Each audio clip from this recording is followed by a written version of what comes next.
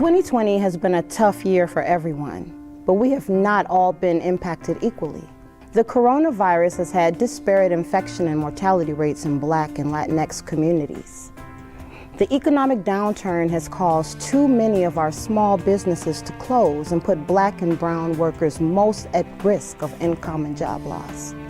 Protests have erupted in response to the racial inequality of today and reminds us of the present-day impact of systemic racism and exclusion. Our city is suffering from incredible trauma on many fronts. And it's time we come together. We need a shared commitment to racial healing and transformation. We need to engage in truth-telling. We need to repair harm. We need to restore our wholeness. And we need every Chicagoan to be part of this work. As a mayor of this city, I have seen firsthand the difficult times we are experiencing. We may not always agree, but we must always commit to working together in solidarity to make this city great. As your mayor, I'll start by making a commitment of my own, and I challenge you to join me. I commit to engaging in difficult conversations on the harms that have been created this year and challenging myself and my team to do better. I'm Pilar, and I'm from Roseland. I'm a queen, and I commit to learning about my own identity as a Black woman.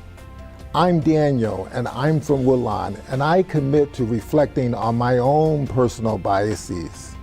I'm Lawrence, and I'm from Lakeview, and I commit to initiating more honest conversations with my family about race.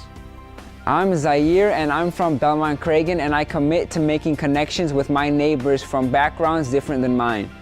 I'm Candace, and I'm from Uptown, and I commit to studying the history of race and discrimination in Chicago and across this country. I'm Robert, and I'm from Bronzeville, and I commit to imagining a new Chicago and taking action to make it a reality. But I can't do this alone. We have to do it together. We have to do it together. We have to do it together. We have to do it together.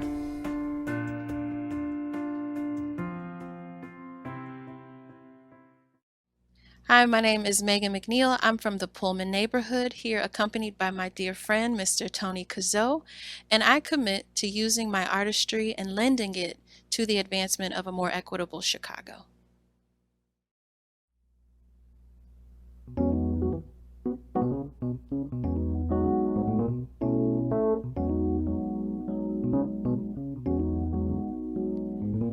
Mother, mother, there's too many of you crying. Brother, brother, brother, there's far too many of you dying. You know we've got to find a way to bring some love in here today. Father, Father, there's no need to escalate. See, war is not the answer, for only love can conquer hate. You know we've got to find a way to bring some understanding here today. Picket lines and picket signs, don't punish me with brutality. Come on, talk to me, you will see. Oh, what's going on? What's going on? What's going on? What's going on? Ooh.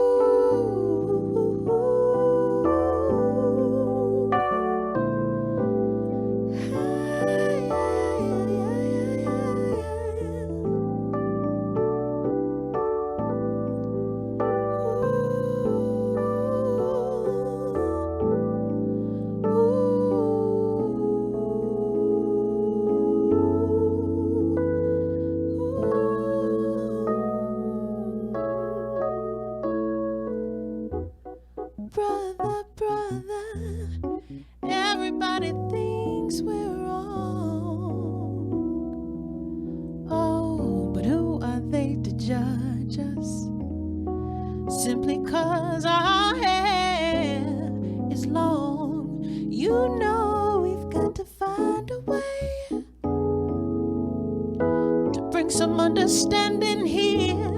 Today,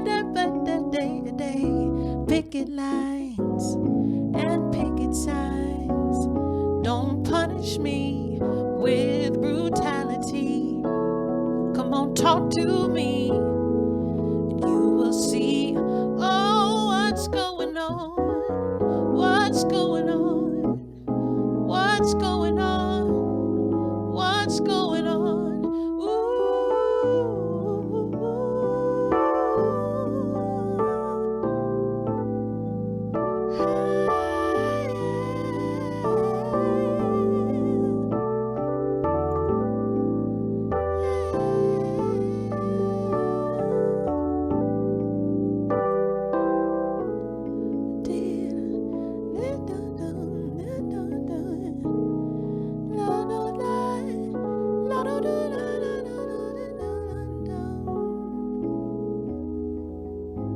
Oh, what's going on?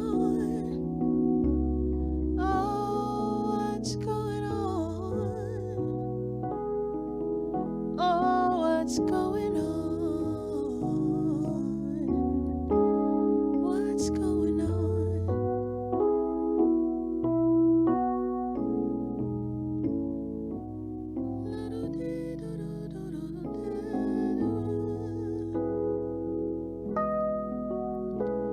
What's going on?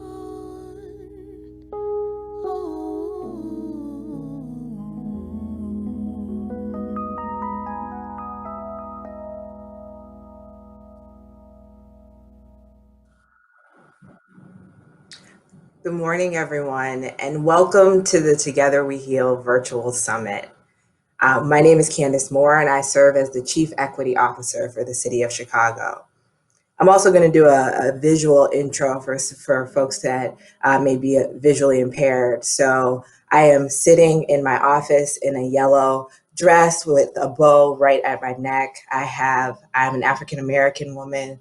I have on leopard print earrings, long braids, and in my office there's a lamp behind me, as well as some pictures of some historical photos of African Americans in Chicago, and a shelf with some books. I just wanted to make sure I gave that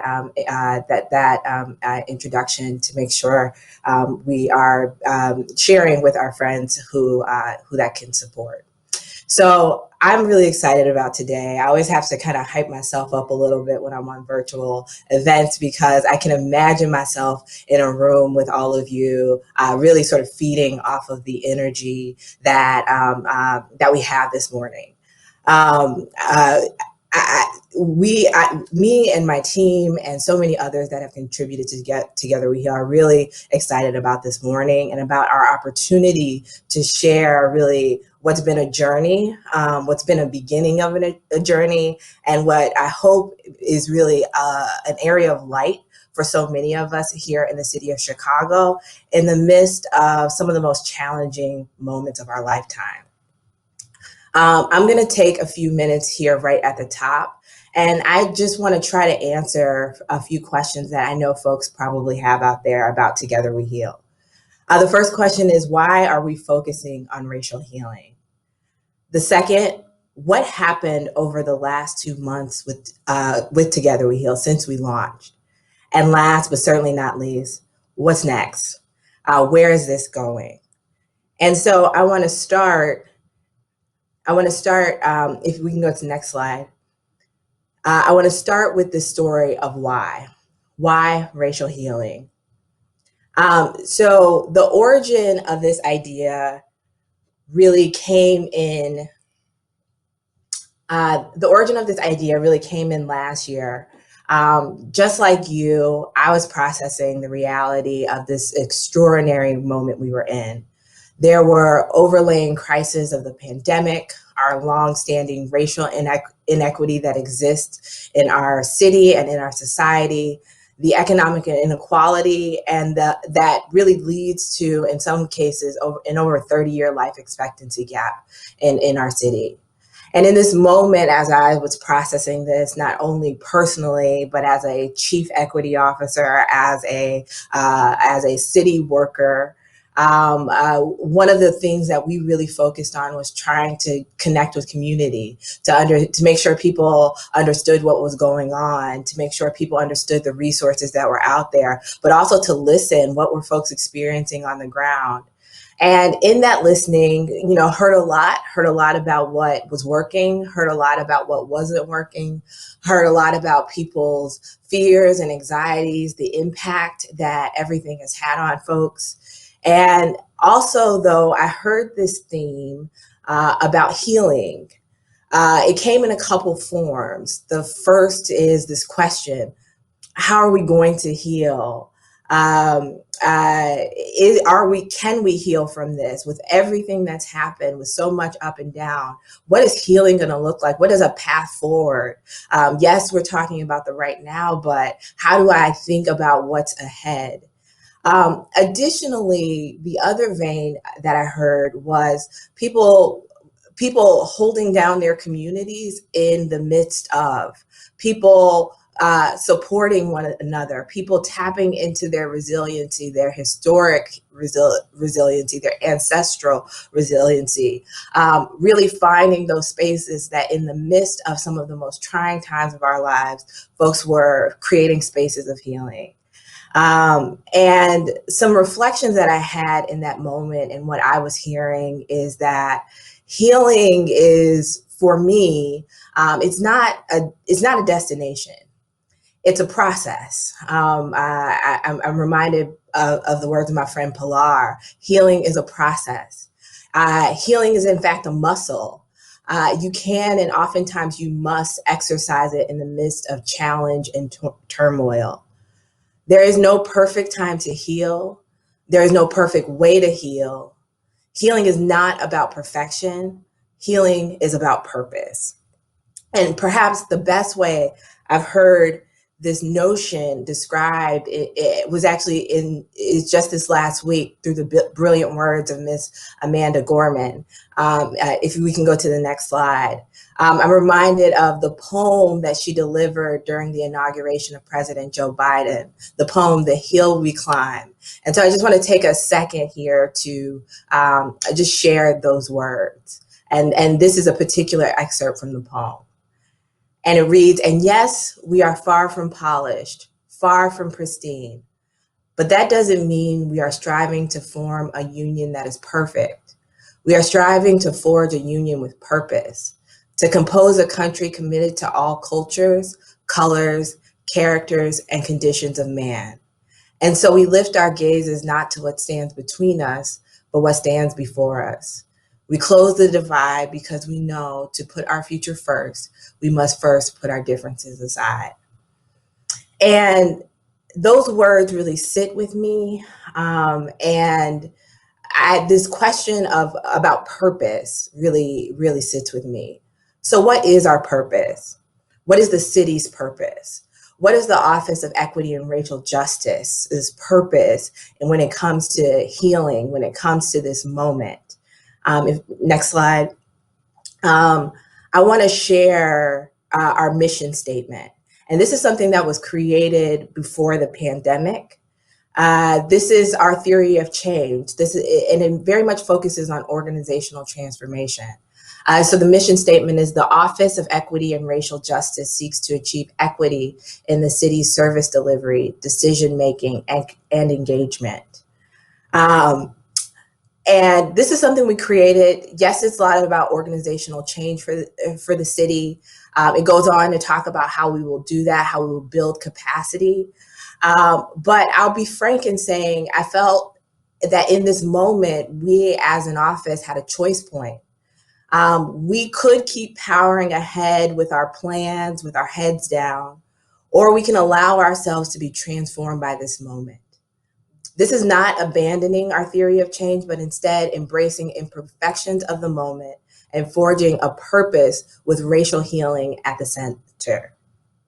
So really, to make a very long story short, or maybe slightly shorter, Together We Heal was formed from these questions, from this experience. It's not any single person's brainchild, but instead it's a union of ideas, energies, and actions. Our goal was to advance a moment for racial healing that could be felt across our entire city. We charged our communities and ourselves to commit to racial healing. And from December of 2020 to now, we've engaged in healing work, and we've encouraged people to put it on the map.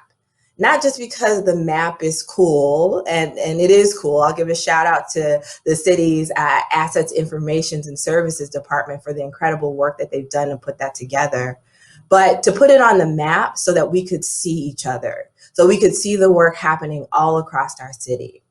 And so if we go to the next slide, I want to start to just tell you a little bit of about where we're at. How have the last 8 weeks, where have they taken us? So when you look at the map, when you go to chi.gov/togetherweheal, I'm proud to say that that map reflects over 6,300 Chicagoans that have made themselves seen, have put their work on the map, and it really is all across Chicago. 45 neighborhoods have been activated. And from the south side to the west side to the north side to downtown, you can see the work happening all across our city. In addition, here at the city, we've also stepped into this work. We actually held a city activation week for Together We Heal. And in that, 32 city departments set out different events and conversations to have real talk about issues of racial healing, to learn and to engage in this work. Additionally, we have had a Candid Conversation series that I certainly want to tell you a little bit more about. But through that series, by allowing people to peer into some specific conversations, we've engaged over 16,000 different viewers. And in all, our map, the map that we've built together represents 155 different opportunities all across Chicago. And to be frank, that's just 2 months. And to be real, I'd probably say it's more like 6 weeks, because we were in the end of 2020, and given the year that we had, a lot of people really just took about 2 weeks off. So 6 weeks that, we were able to produce this. And I know there's more work out there. I know that this only is a small representation of the work. But I also want to share that I think as impressive as numbers can be, as important as it is to talk about the span of it, I don't want us to forget the depth of the work. We've had really powerful lessons that people have shared with us. And so I just want to take a second to share some of those with you all. So the first reads, we've experienced death, sickness, trauma based on racism, etc., and we don't speak about it to one another. We put on our mask and come to work as if nothing is happening. We promise to ask one another moving forward, how are you? Is there anything I can do? This is the first time as a group we have openly spoke about George Floyd and Breonna Taylor, and it was powerful to hear how it affected all of us. Another reads, we hope participants will understand how we aspire to build an equitable Chicago region, and will leave with fresh inspiration to be part of remaking our regional systems to be more just and resilient in the future. We discussed building an asset-based anti-racist movement, which means everyone working together across all racial and ethnic boundaries to identify policies, patterns of injustice, discrimination, and/or oppression encountered in specific times and places. No matter where we start, the important thing is that we begin someplace. We cannot continue as we are and hope that things will change. Instead, we must make viable attempts at change for the betterment of our communities, as well as the future of our youth.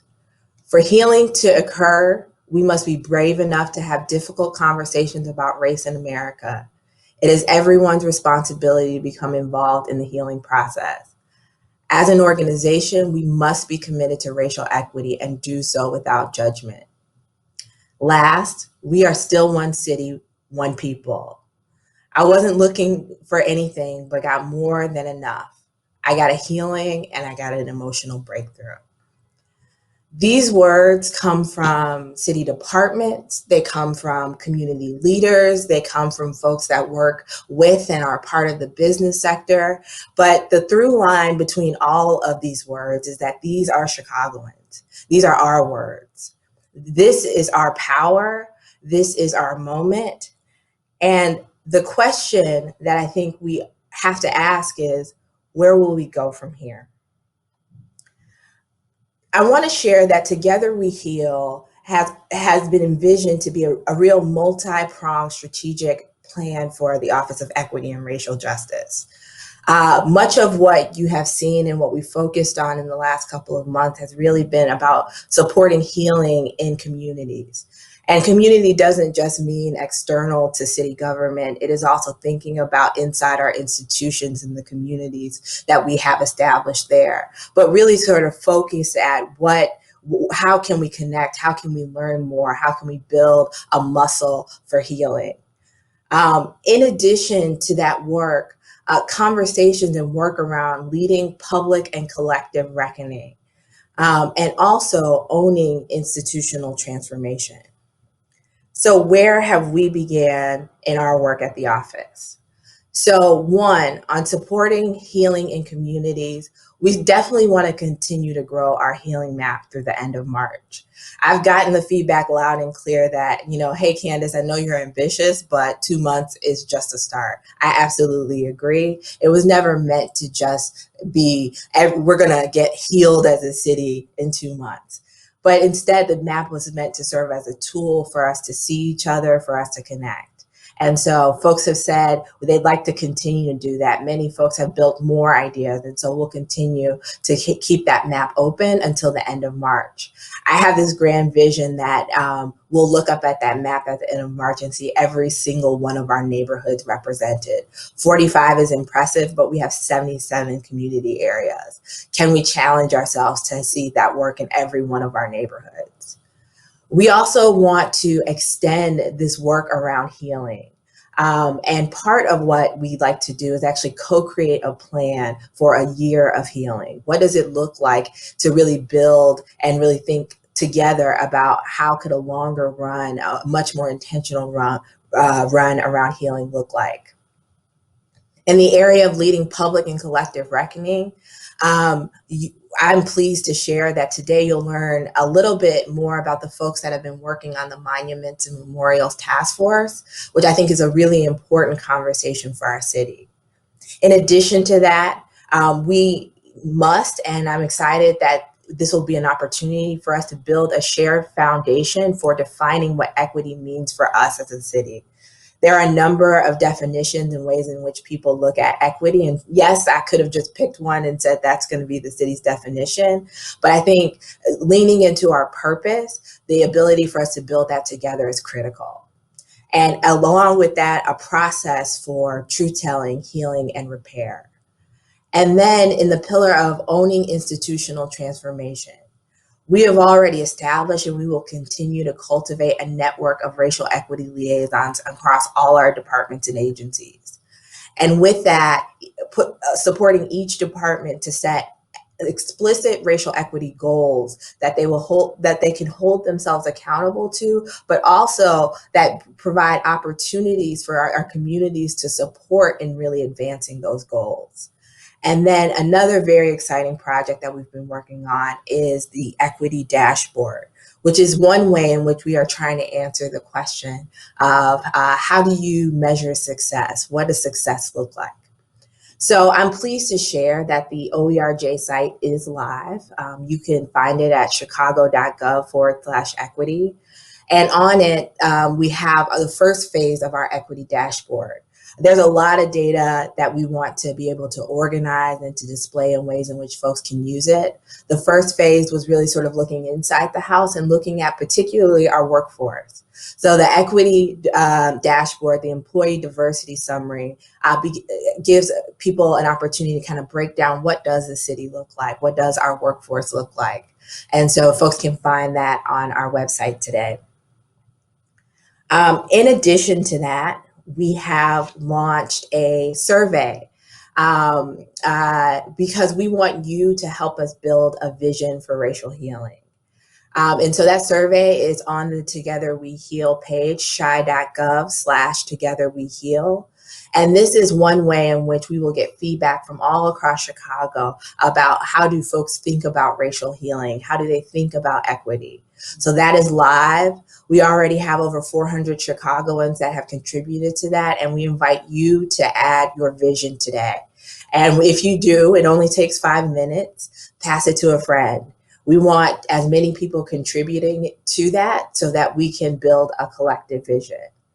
In addition to the survey, this afternoon, we will come together with about 500 different Chicagoans to really go even deeper on the question of how are we going to define healing and what does a year of healing look like? And so we really are looking forward to that feedback so that we can build this together. And I just want to make sure that I share, this has been a journey and there's been so much impressive work that has happened, but by no means is this work that we have done alone. I have to give kudos and a shout out to so many of the people who have poured into this work. These are just a few key people, and there are plenty more that I know that I'm missing, but I have to recognize our anchor partners who have been with us since the beginning, pushing us to think deeper, to move our ideas, to be more expansive, to think in ways we hadn't thought before. So I wanted to lift up the YWCA of Chicago, the American Jewish Committee, Truth, Racial Healing and Transformation Chicago, the Equity Advisory Council that's made up over 19 different individuals, the Racial Equity Rapid Response Team, which is made up of about 6 different organizations from across the city, and the Chicago Community Trust, who has brought in the work alongside the Healing Illinois, which is led by the Illinois Department of Human Services, and really brought in all of the stakeholders that work has included. Other key partners, Civic Consulting Alliance, Public Narrative, Esri Chicago, Zeno Group, and Decode that have helped us around so many of the logistics. And then a key group of funders who invested in this work early on and were flexible when the pandemic hit to allow us some space to vision what this moment could look like and really produce Together We Heal.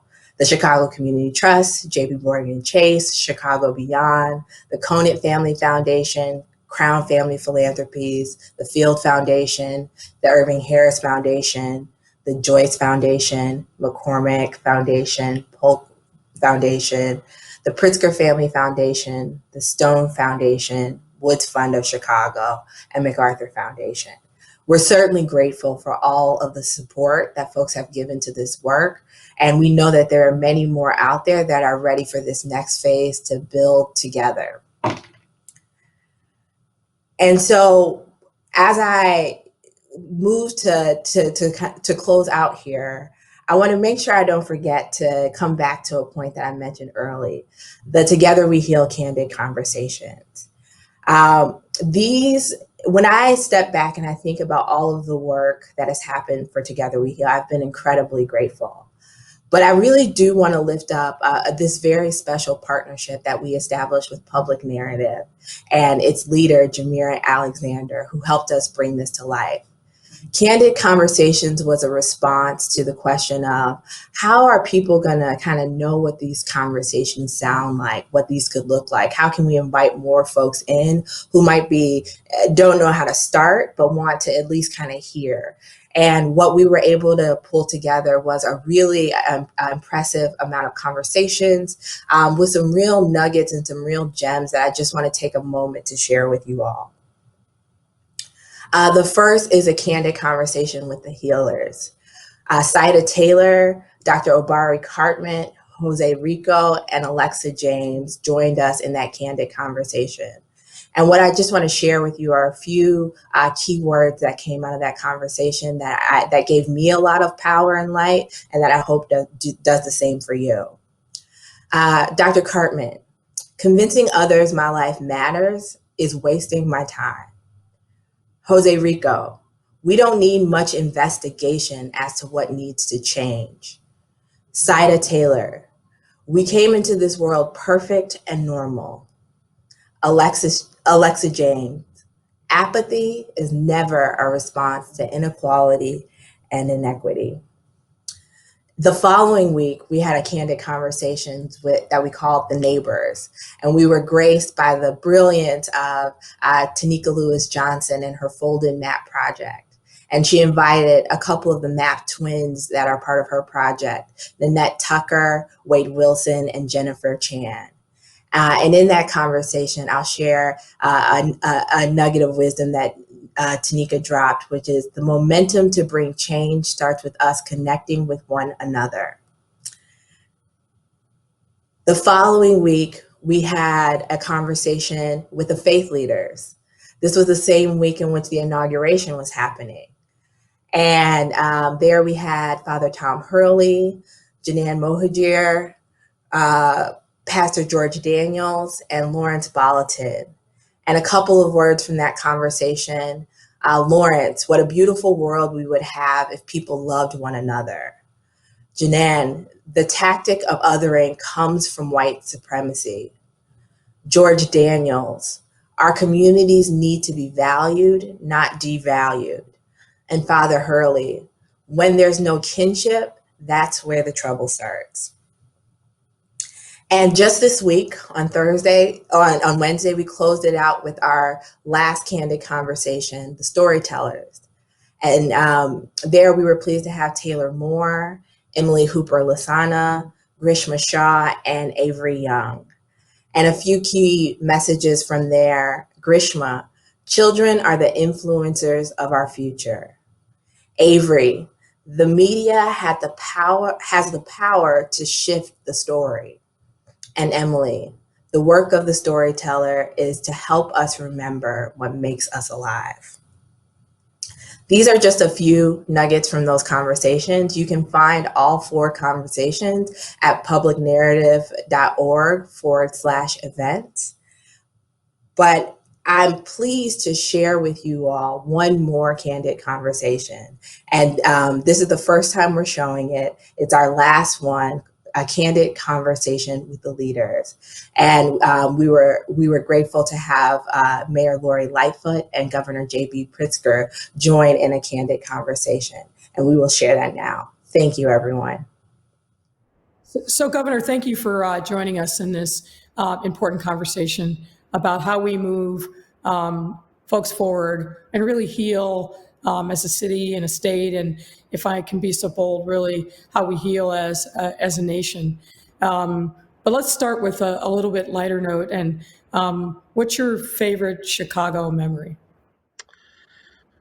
Well, I have to say, it's maybe one that a lot of moms or dads have, and I know that you're a baseball fan, Madam Mayor.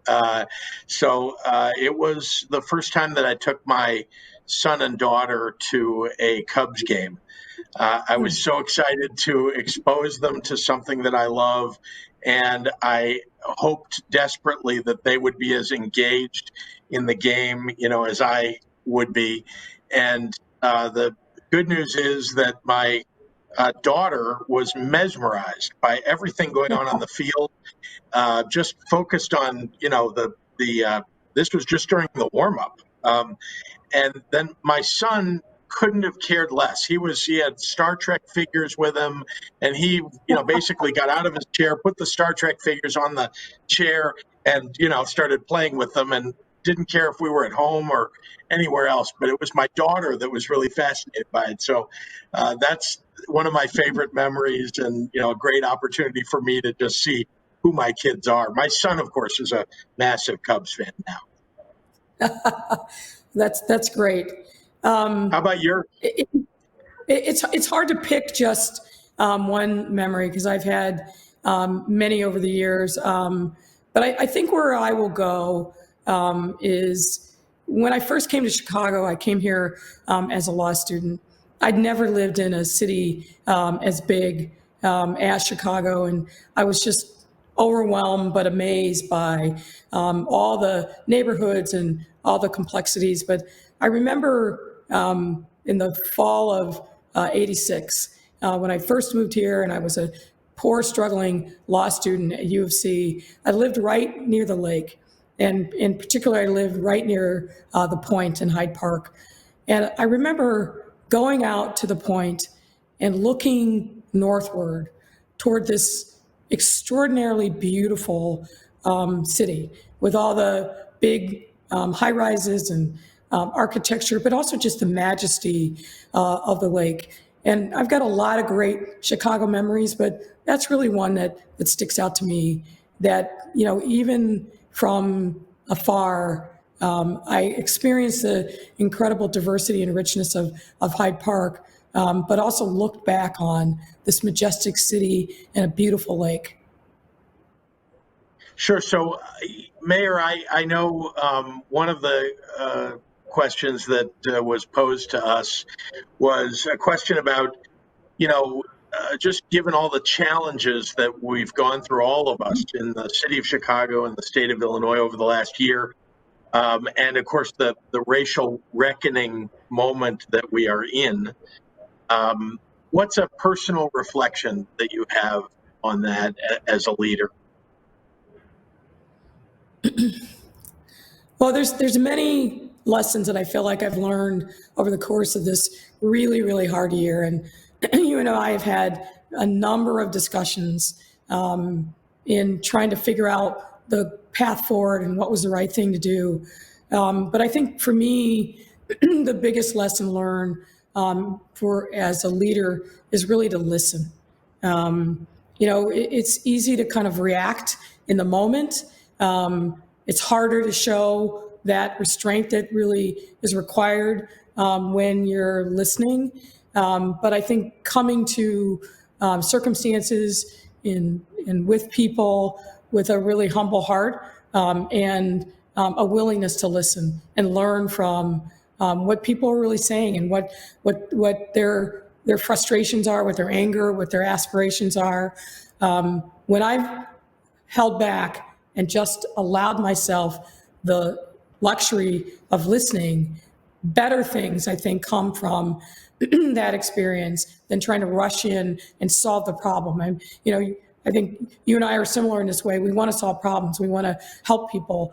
And that's our reflex. We want to jump in. But sometimes it's better to just sit back and listen and really understand where people are.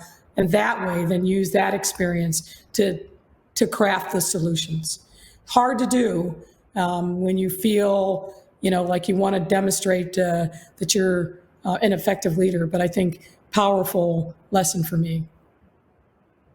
And how about you? Yeah, it's such a great reflection, and honestly, it plays into, it fits nicely with the way I think about, the most important things about the last, what I would reflect upon, because the racial reckoning that we're undergoing, I mean, I think it's vitally important, particularly for somebody like me, to listen, and also to make sure that you're surrounded by people who can, help you understand the depth of the feeling that people are having in communities of color about what was going on. I mean, George Floyd was a spark for many people that made them stop. Let's start with the African American community, where many people had experienced something like that, or something short of that, or knew somebody who had that experience, and knew somebody who died at the hands of police who had done wrong. And but I did not. I mean, I knew people maybe in a secondary fashion, but not a close friend. that I could, ask about their experience or that I had heard from already. So the fact that I had this diverse staff that I had put together, my senior staff is the most diverse in the state's history. And I realized how important that was in that moment, that I had senior members of my staff, men. I remember one man in particular who walked into my office, a black man, closed the door, and he was simultaneously emotional, almost crying, and angry. And he was expressing to me what it is that he felt about what was going on, and that he didn't know exactly what he needed to do, but he felt like we needed to do something. And we ultimately, you and I, and many leaders, I think, have taken the listening that we did during this time period, and even the experience that you've had as a for your entire life, as a black woman, and been able to bring it to bear in legislating and creating laws and trying to protect people from the sins of many years, of decades, of centuries, really. And we've tried to bring action to it. But the fact that you mentioned listening, and the thing that I was thinking most about is the people that surrounded me helped me as long as I listened to them, and I did. They helped me to really feel what they were feeling, and then to act upon that. So that's something that really sticks with me about those moments in the middle of the summer. So if I can just add to that, I have spent a lot of time thinking about my dad over the course of this year. My dad grew up very, very poor in Arkansas, in a little tiny town was so small that it doesn't exist anymore. Literally like a dirt road through the cotton fields. And then you saw kind of a little cluster of houses. But my father spent a lot of time talking to me about his experience growing up in the Jim Crow South, and really the daily humiliations that he and his family and everybody in their Black community, and trying to stay out of harm's way. And I've thought a lot about the stories that he told me growing up. I grew up obviously in a very different time, and I would say to him, well, I would never stand for that. I would never do that. And he would say, no, you would, because you do that to survive. And, your comment about, do you know someone who's experienced this? My grandmother's husband was killed by the Klan before my mother was even born, and no thought that there would ever be any kind of accountability. This man went on to live his life. Our family left Alabama. My mother's family was from Alabama as a result of that racial violence. But so a lot of these things are just so deeply ingrained in the family stories and lore of Black folks going back multiple generations. And it was something about this moment, and there have been other moments, of course, but really something about this moment, this summer, that unleashed those, I'll say, centuries of pent-up anger and frustration and fear that I hope we continue to use as fuel to address the wrongs of the past and the present. It's hard. It's hard figuring out in many instances what is the right thing to do in the moment. But that's why I say, rather than the react for me, is I want to draw upon my own life's experience. I want to listen to the pain that people in the city have experienced, because it's different than what I experienced growing up in a much smaller town, and get to a place that we're the better for it. And I think we're still very much on that journey. But I will say it's great to have a partner like you. Well, thank you. And I would remind you that when we were over the summer,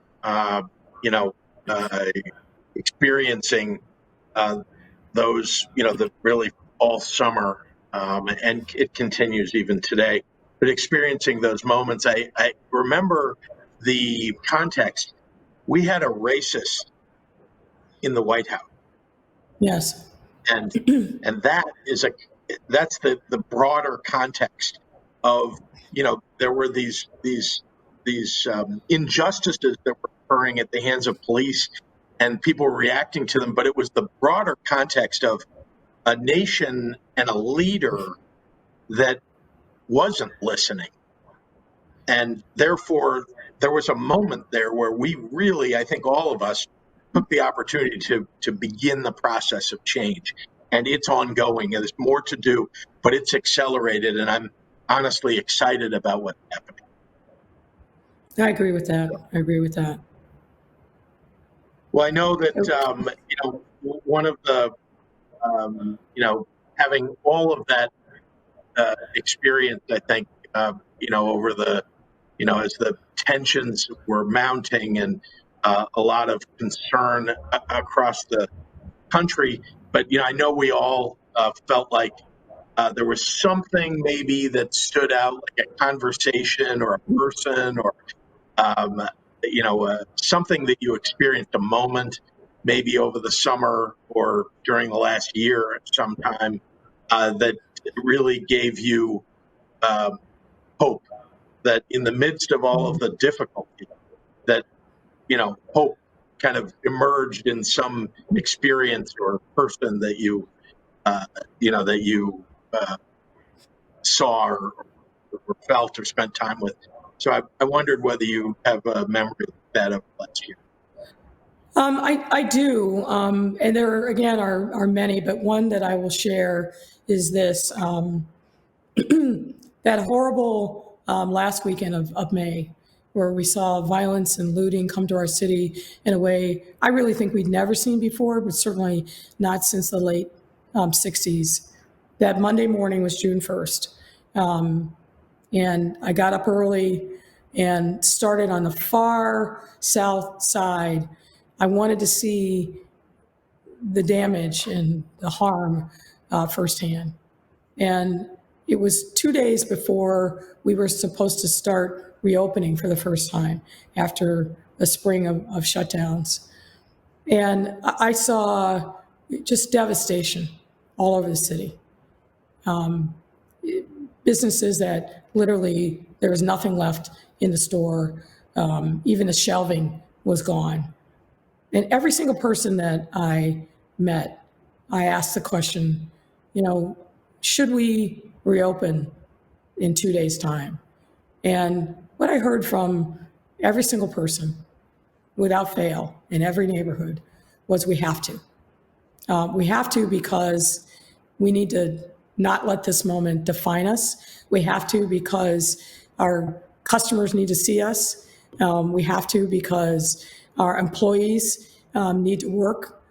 And I thought to myself, if these business people, and a lot of them were really small businesses that, were, as they were saying this to me, literally shedding tears of pain for what they had lost, the sacrifices that they had made over so many years, just gone in an instant.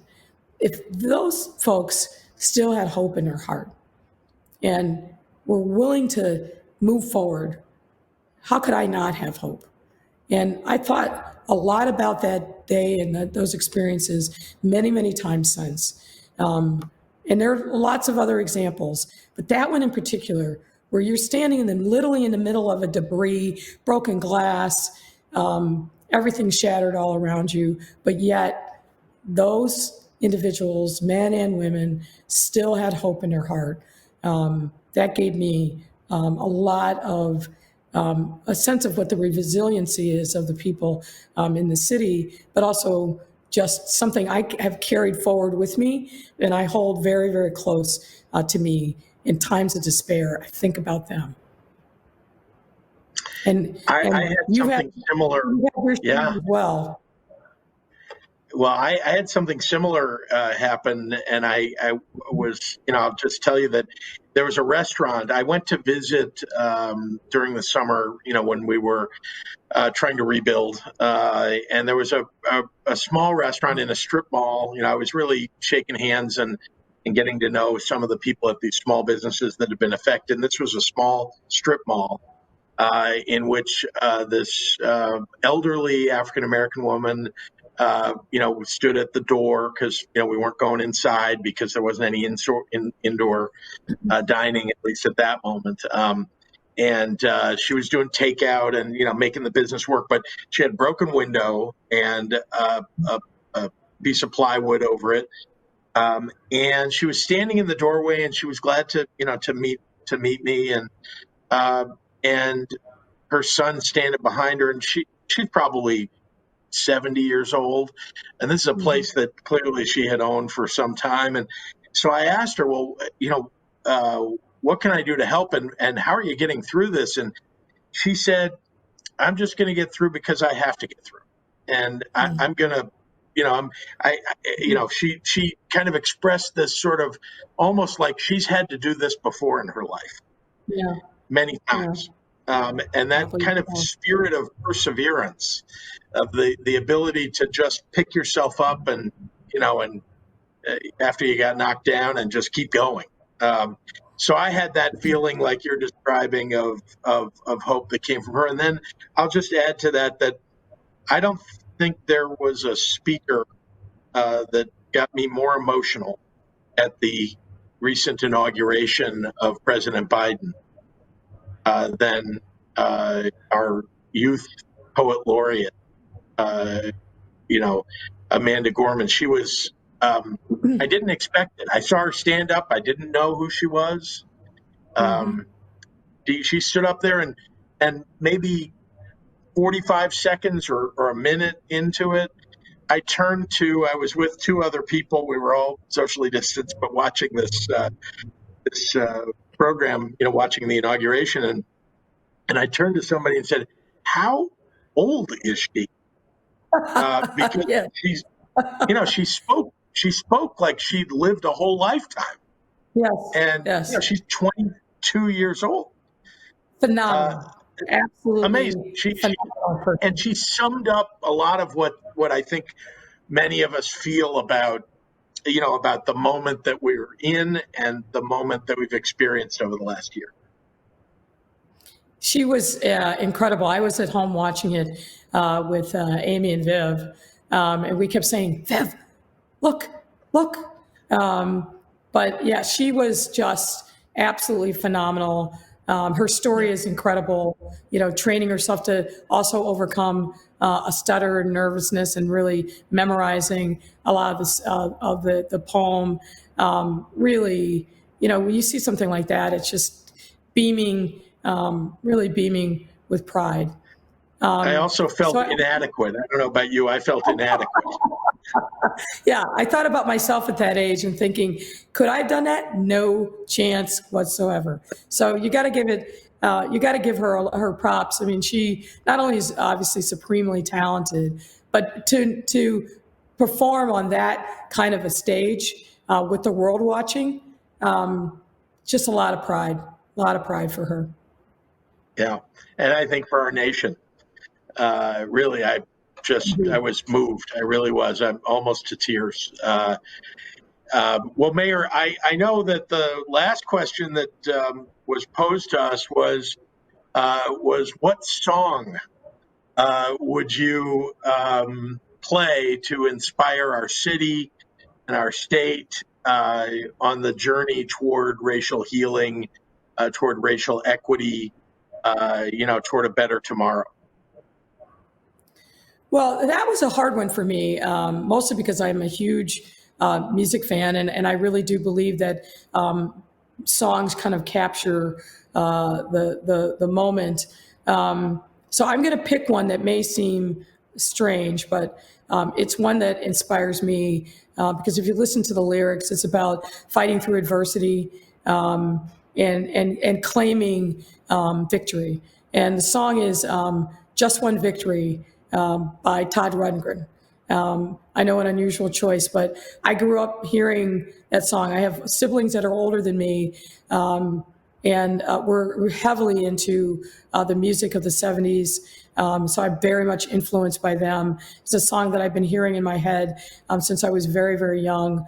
And it is about fighting for what's right, and really claiming your place, screening out all the noise, but being really focused on purpose. So I think I would advocate for Just One Victory by Todd Rundgren. That's awesome. Well, for me, I thought a lot about what would bring healing. The first thing that came to mind was just thinking about songs that are soothing in some way. That bring down the temperature. And so that we can all breathe and talk to one another. But there's this great and so I chose one like that. And there's this great song, "Change Is Gonna Come," and Sam Cooke song, and it was written and performed before I was born.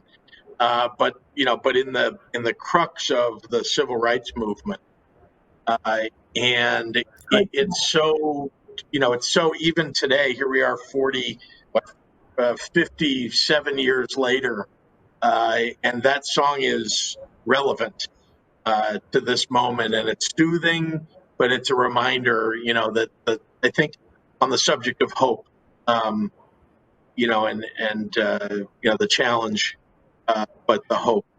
I think that one does it for me. Well, great choice. And anything by Sam Cooke is always a great choice, but particularly that one. Yeah. Well, thank you, Governor, for this great conversation. Really appreciate your leadership, and we just got to keep fighting the fight on behalf of our residents. They need us, and we need them. Well, you're terrific. It's been great being partnered with you in these endeavors, and I know we have a lot of work ahead, but we'll make progress. Right, change is going to come. We're making progress even now. All right. Thank you, Governor. Thank you. So I just want to thank Mayor Lightfoot and Governor Pritzker for that. So it's so rare that we kind of get a peek into a candid conversation with our leadership. And this is really what our entire Candid Conversation series has been about. It's about a powerful display of Chicagoans grappling with hard truths of Chicago's racial history, and then navigating through personal storytelling and dialogue.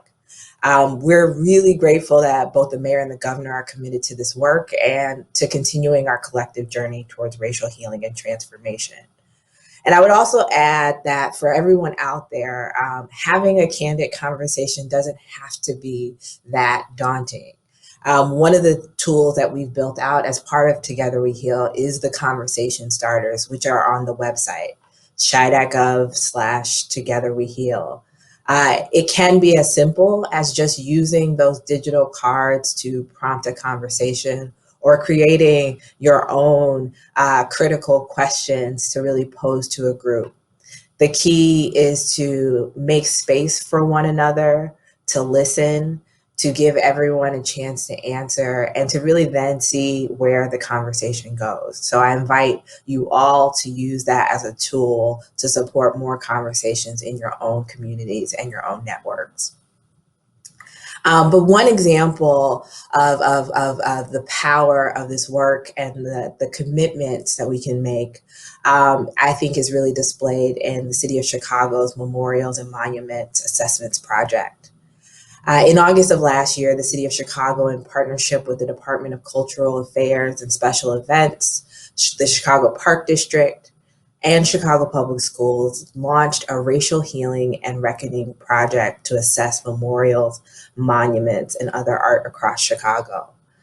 And for the last 5 months, this committee has grappled with the often unacknowledged or forgotten history associated with the city's various municipal art collections. Up next, you will hear from the artists and the arts administrators who have contributed to this new framework to memorialize Chicago's true and complete history. And so I'm pleased to welcome the Memorials and Monuments Assessment Project Committee up next.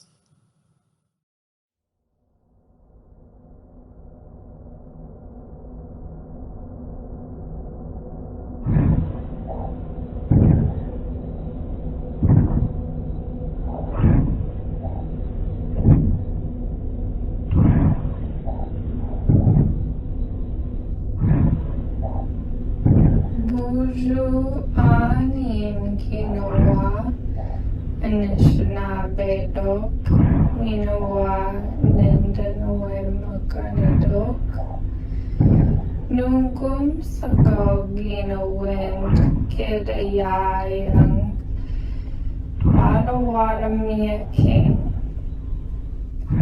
Geget Bijnago Minoa Kagike Ayayang Apne Padawadamia King Shikagong Niswe Ishkode Zakaswe Iwidiwen Ojibwe Odawa Padawadami Kanakwe Skoda Duang Chicago Minowa Bakang Gite Odinong Eget Bakan Nishnabek Dashmayag Yem Nishnabek Miami Ho-Chunk Menominee Peoria Gorje Yang Oma Miigwech.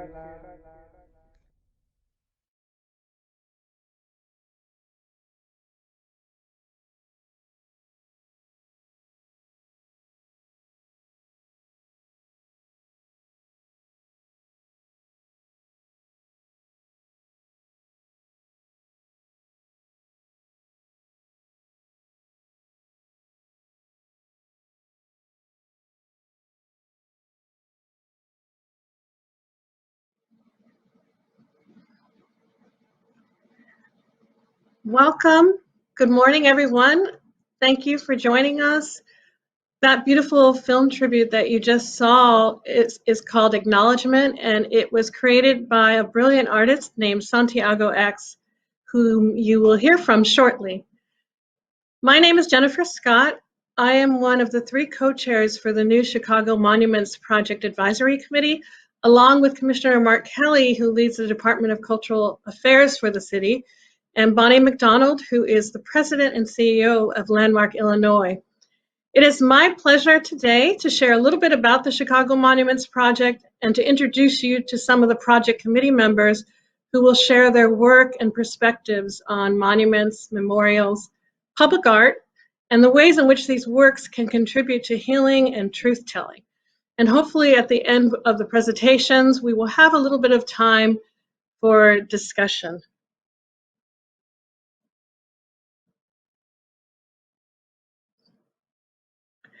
So the charge of the Chicago Monuments Project is right in line with the theme today of healing.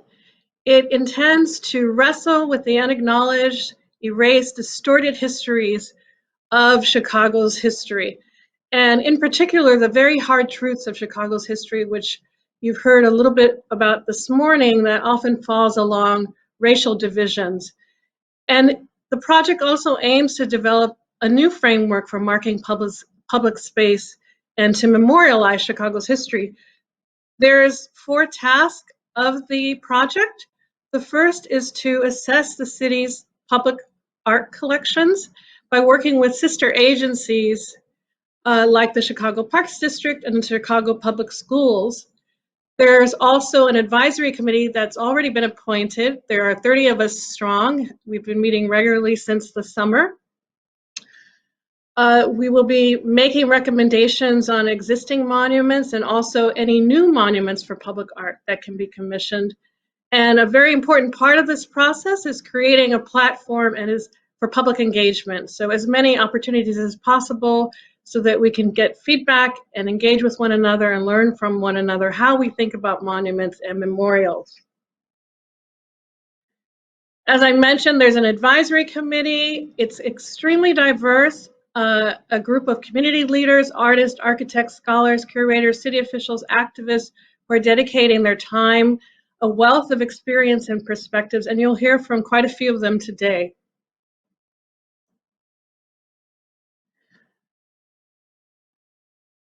The timeline is that very soon we'll be announcing some of the monuments under review that have been flagged that are problematic for public input, and we'll be launching a website for you to be able to interact with those directly. As I mentioned, there will be a series of community engagement, community stakeholder discussions, and opportunities to offer public feedback on this topic.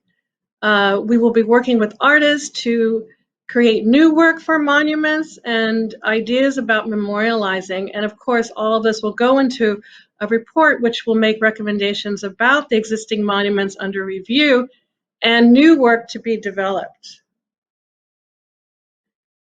Which monuments are under review? Out of a collection of over 500 sculptures and commemorative plaques on the public way and in Chicago parks, we have flagged thus far a little over 40 monuments because of these bulleted points.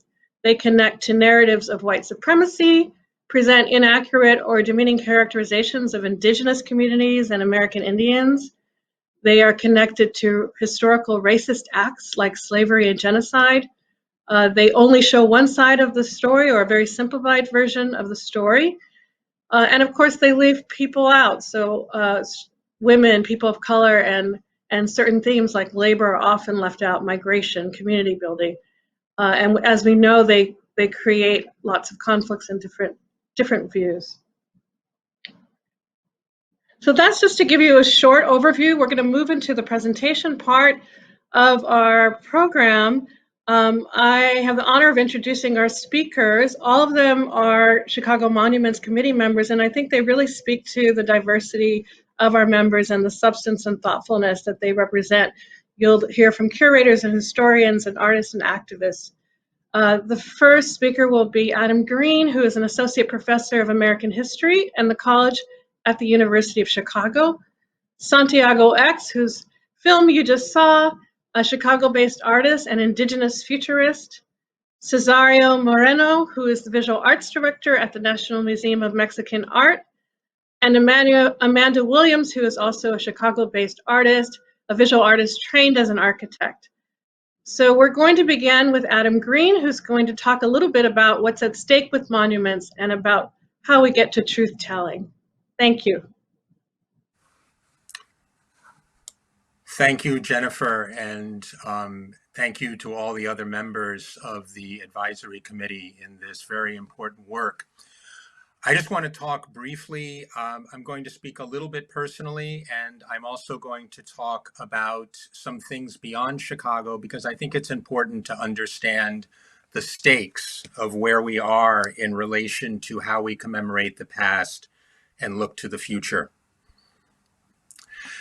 This is actually a sculpture of the 9 students who integrated Little Rock High School beginning in 1957. I bring it up because my father was one of those 9. He was Ernest Green, the first to graduate, and you can see his statue all the way in the back of this installation. This is at the Capitol of Arkansas and Little Rock. And this is a shot of the dedication of those statues with all of the members of the Nine next to their statues. This happened in 2005, actually August 31st, which was a day when news about the extent of devastation in New Orleans as a result of Katrina was first coming to the public within the United States. So many different meanings coming together at an occasion of thinking about the past, as is often the case.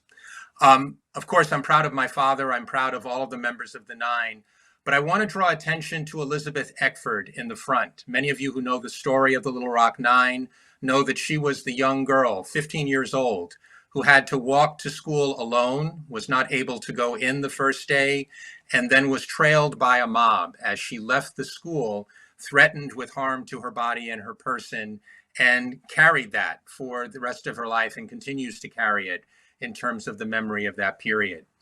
She actually put an inscription, as all of the members of the Nine did, on her statue, which you can see today if you were to visit it.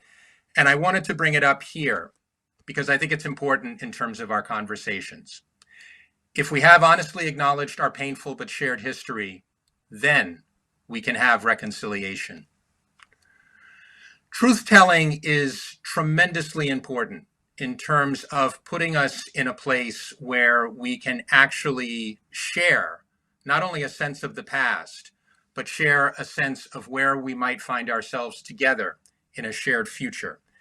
And finding ways to be able to tell the truth in this way requires that we do things in order to move ourselves over to where we can learn lessons in relation to telling this truth. And there are three here that I put down that I would like to have advanced over here. The first, and if I could ask, no, I have it here now. The first is sharing origins to better share a future. I think the very powerful film we just saw from Santiago X reminds us that the way in which we commemorate in this nation, and especially in this city, where we originally came from, is not yet complete. In fact, it excludes actively the place of Indigenous, Indian, and Native American people in how they brought together this land and how they made the conditions of Chicago possible. Acknowledgements are very important, and we all must do this. But we have to go further in terms of understanding that the ways in which we have excluded people from understanding our origins have meant that we don't have a complete sense of the future that we share. We must have that full truth in order to be able to move forward to something like a shared future. Truth-telling is related to truth listening. And I was very struck by the conversation with the mayor and the governor just a few moments ago about the power of listening, even when one is in a position of leadership, even when one is in a position of making decisions on behalf of a whole community. I think many, many people are prepared to share truth. Many, many people are prepared to change the ways that we think about our past. But unless as many, if not more, are prepared to listen to that truth, even when, as Elizabeth Eckford told us, it is painful, we will not be able to get to where we need to go. And finally, a society that is built upon lies is one that proves to be weak. We see all sorts of ways in which the past is memorialized in Chicago and within our nation. And I think part of the reckoning that we have to come to terms with now is that if we continue to believe in half-truths, or if we continue to believe in outright misrepresentations of who we were and where we came from and what we've experienced, we will have a society that can't stand. And that will lead to memorials like this, and memorials like this.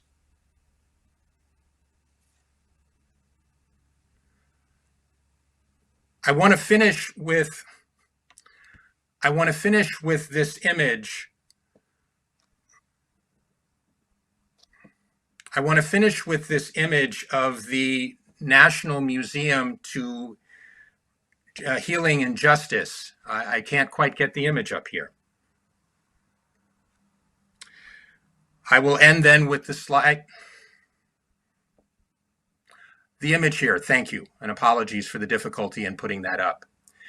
This image gives us a sense of how facing painful histories can be something that's inspiring, how facing painful histories can be something that's uplifting, how it can be something that moves us to think about the ways in which we can come to a shared future, in which we can face the truths that we confront through our history.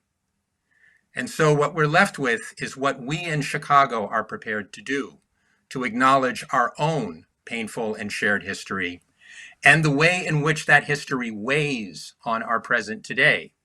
Because without doing that, we will not be able to reconcile the people as we should. Thank you. And now we are going to hear from our panel, starting with Santiago X.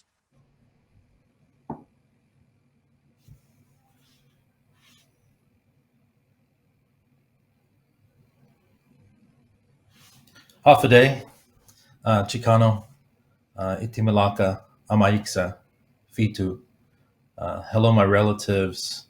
I'm Santiago X. I am a citizen of the Cosati Nation of Louisiana, a member of the Turkey clan. I'm also indigenous Chamorro from the island of Guahan, USA. And I come to you from Zagaguang, Illinois. And the video that opened up this discussion called Acknowledgement that Jennifer introduced is a work that, for me, embodies the idea of acknowledging the ancestral peoples of the land in perpetuity and their relationship with the people that live here today.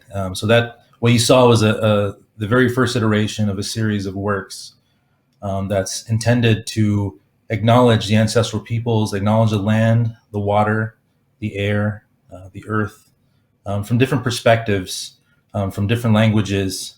So you saw the very first iteration of that, and I'm thankful for you for showing it. That paired along with the image you see in front of you is kind of like the entire ethos of my practice. It's an understanding of our role as human beings on this planet and in this cosmos, to be humble, to be contemplative of our role beyond ourselves, beyond our own, facets of society and how we think collectively as people existing on this planet. I am a multidisciplinary artist. I'm an architect, land artist, new media artist. And, I use the opportunities of installing each work to really highlight the potential, the potentiality for us as creators, for us as human beings, to break through the traps, the conventions that we build for ourselves. Like, for instance, this corner of a white room in a gallery.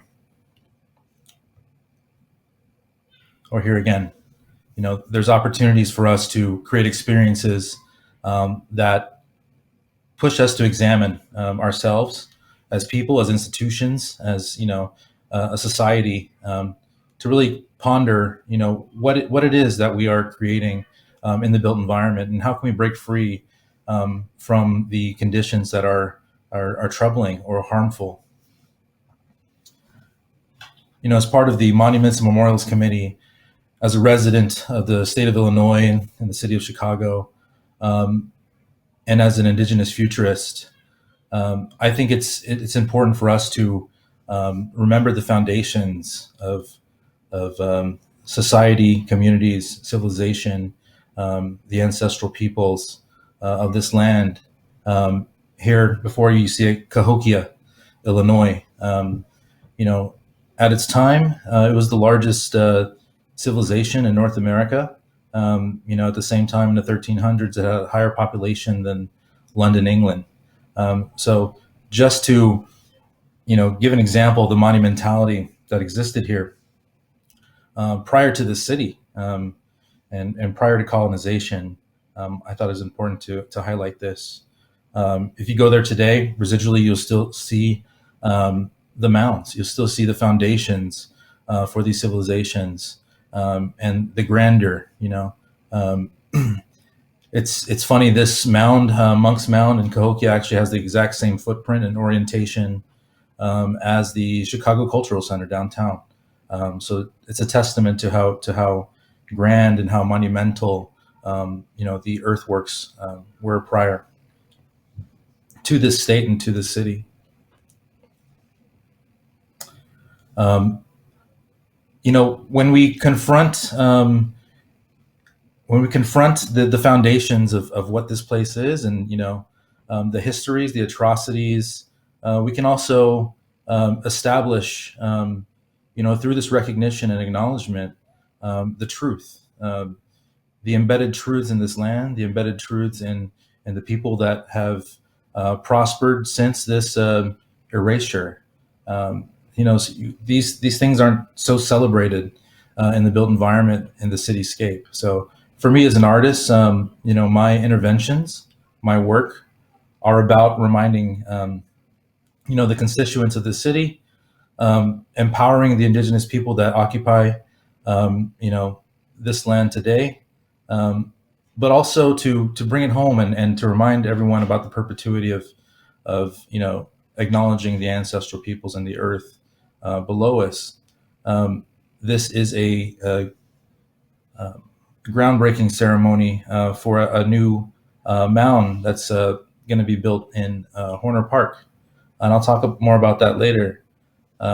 But through my work, as a land artist, I really want to remind the city about what the original, public art, what the original sacred space was, in this city. There are a number of mounds, effigy mounds, lizard mound, serpent mounds, representing different effigies that have been erased for the creation of things like the L line in Lakeview, and this is a universal theme throughout North America. And this is a documentation of an earthwork that was unveiled in 2019 on Indigenous Peoples Day called Pokto Chinto, the Serpent Twin. The very first effigy earthwork to be created since the founding of the United States, as recorded. And, the community came together to build this. I had the vision of creating an earthwork that would remind us of our role, something that would help stitch together our experience with the land, with the water, something that would, make us feel small, a serpent that weaves in and out of the earth around us, reminding us of, our role. Here it is completed. And then, when it comes to earthworks and the power of community, there is, and monuments, as that's what we're talking about here today. We have to contemplate the notion of permanence and ephemerality, and what that means. When we introduce something that we frame as permanent, what are we doing? As opposed to something that is there for a moment and fleeting. Indigenous culture, placemaking, you see as in evident in Cahokia, the buildings on top of those foundations have disappeared, but the foundations remain. And I think that that's something we have to think about going forward. Here you see an ephemeral installation in Chicago, where I harvested phragmites, invasive grasses that suffocate the indigenous landscape remediation of post-industrial sites. And this grass suffocates it so those indigenous plants can't survive. But what I did is I harvested all that and I created a hut, a traditional silhouette of ancestral placemaking that's meant to dissolve back into the earth. At the Chicago Architecture Biennial, I did the same thing. but I set it on top of a platform mound, similar to the platforms in Cahokia, and similar to platform mounds that you'd find from Minnesota all the way down to the Gulf of Mexico. Trying to remind people in the heart of the city, in the event of the Chicago Architecture Biennial, of the original architecture of the land. At the same time, gesturally burning down the invasive grasses so that we can start anew and build a mound higher. I'd like to end with a few projects or two projects that are going forward are slated to be created. When we talk about building a futurescape, it takes a community. It takes powers and stakeholders outside of the indigenous community, in today's climate to build these projects. So we are thankful for partners and people that share our vision to create new monuments in the city that reflect the ancestral ways of making places that are sacred and promote prosperity for indigenous people. We're often thinking about, when we're creating a new place, when we're creating a new work of art, as indigenous artists, where does the pain end and where does the beauty begin? And I think the beauty begins when we all come together, coalesce, and create these beautiful spaces.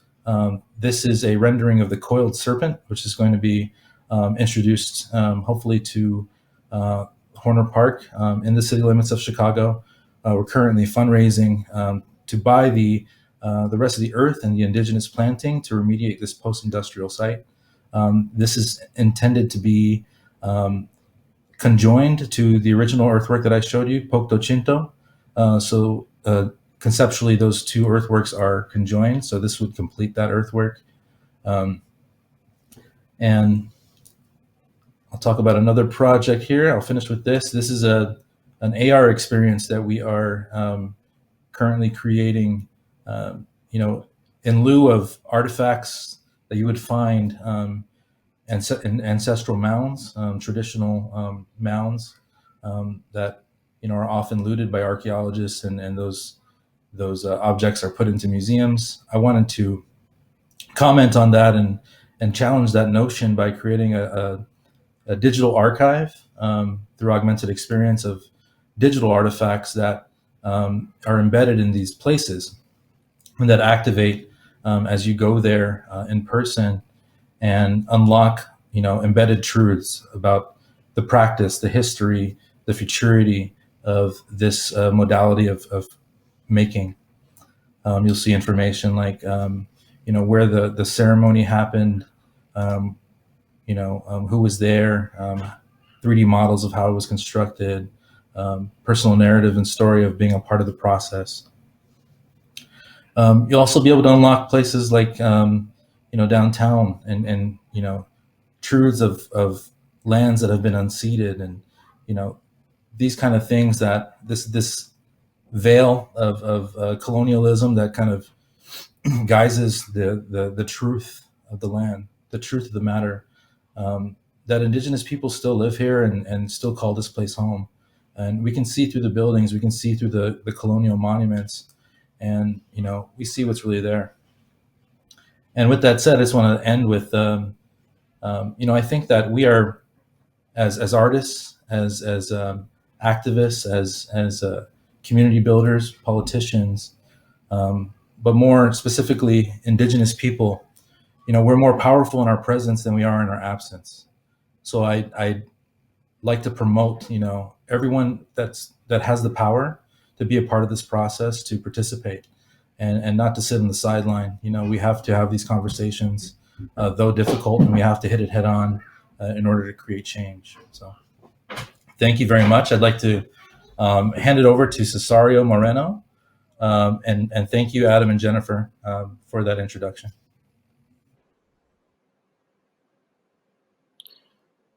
Buenos dias, everybody. It's good to see you, and thank you, X. It's always a pleasure to see what you're up to and the important work that you do here for us in our city of Chicago. I hope today to give everybody sort of a brief look at some of the, this may not be the right, One second. Yeah, this is not the right one. I'm sorry. This is not the PowerPoint that I was supposed to do. Is there any way that maybe we can go to Amanda and try to figure this out? Thank you.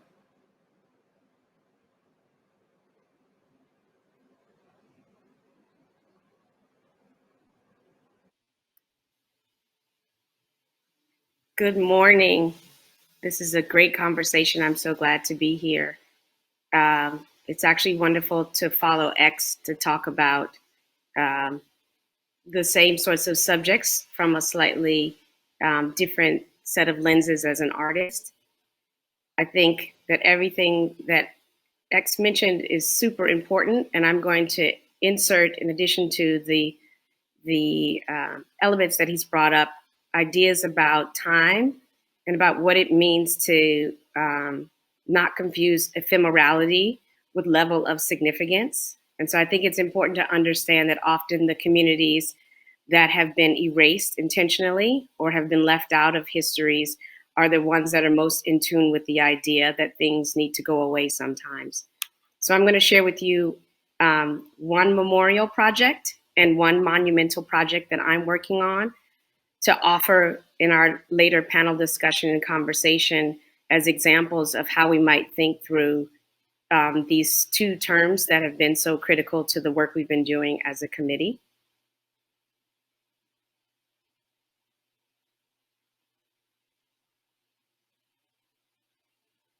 So I think it's important to ask how we can heal when a trauma is ongoing. It's often convenient and I think reassuring to mainstream media as well as larger society to very quickly erase or want to cover over things that have happened. And we've all seen that collectively in the last month, if not several years, of excusing away unacceptable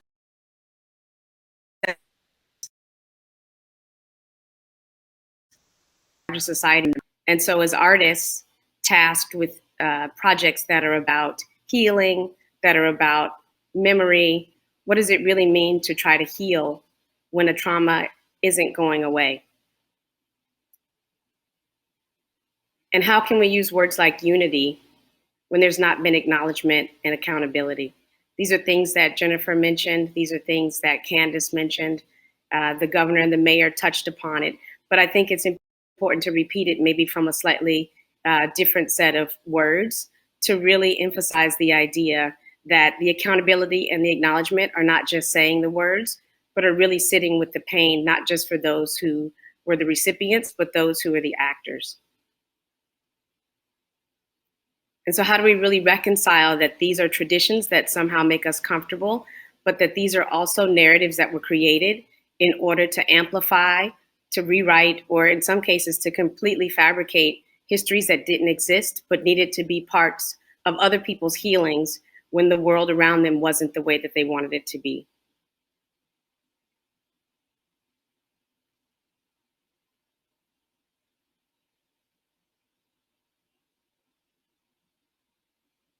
And so I began a project 2 years ago at Smith College as part of a commissioned work that asked the question of how do you bring closure to something that lingers and how do you memorialize an injustice that's ongoing? Exactly those questions I asked.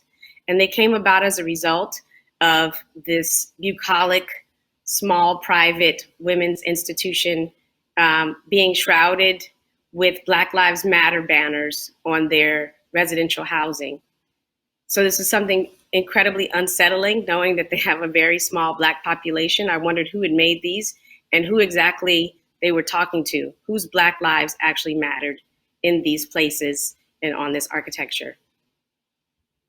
And so also, what does it mean to insert uncomfortable conversations into this landscape? And at the time, Black Lives Matter had been a term that had become so saturated that it felt like people didn't want to acknowledge what it was trying to announce. It has since come back into the public dialogue in a way that none of us could have expected. This was back in 2018. in the beginning of 2019. And so what does it mean when something very important also becomes illegible to our ears? And how do we translate that? And so I began creating a project that really looked at the edge of understanding and legibility and used these banners that the students themselves had made and had authored with their own hands to think about what it means for these things to linger, for them to be in conflict with how people might be feeling on the inside or the actions that might be happening on the inside of these residences, where there are reports of discrimination, people being profiled or arrested for, similar to Yale, for sitting in common areas or for falling asleep while studying. So what does it mean to make such a declaration and then not to embody it?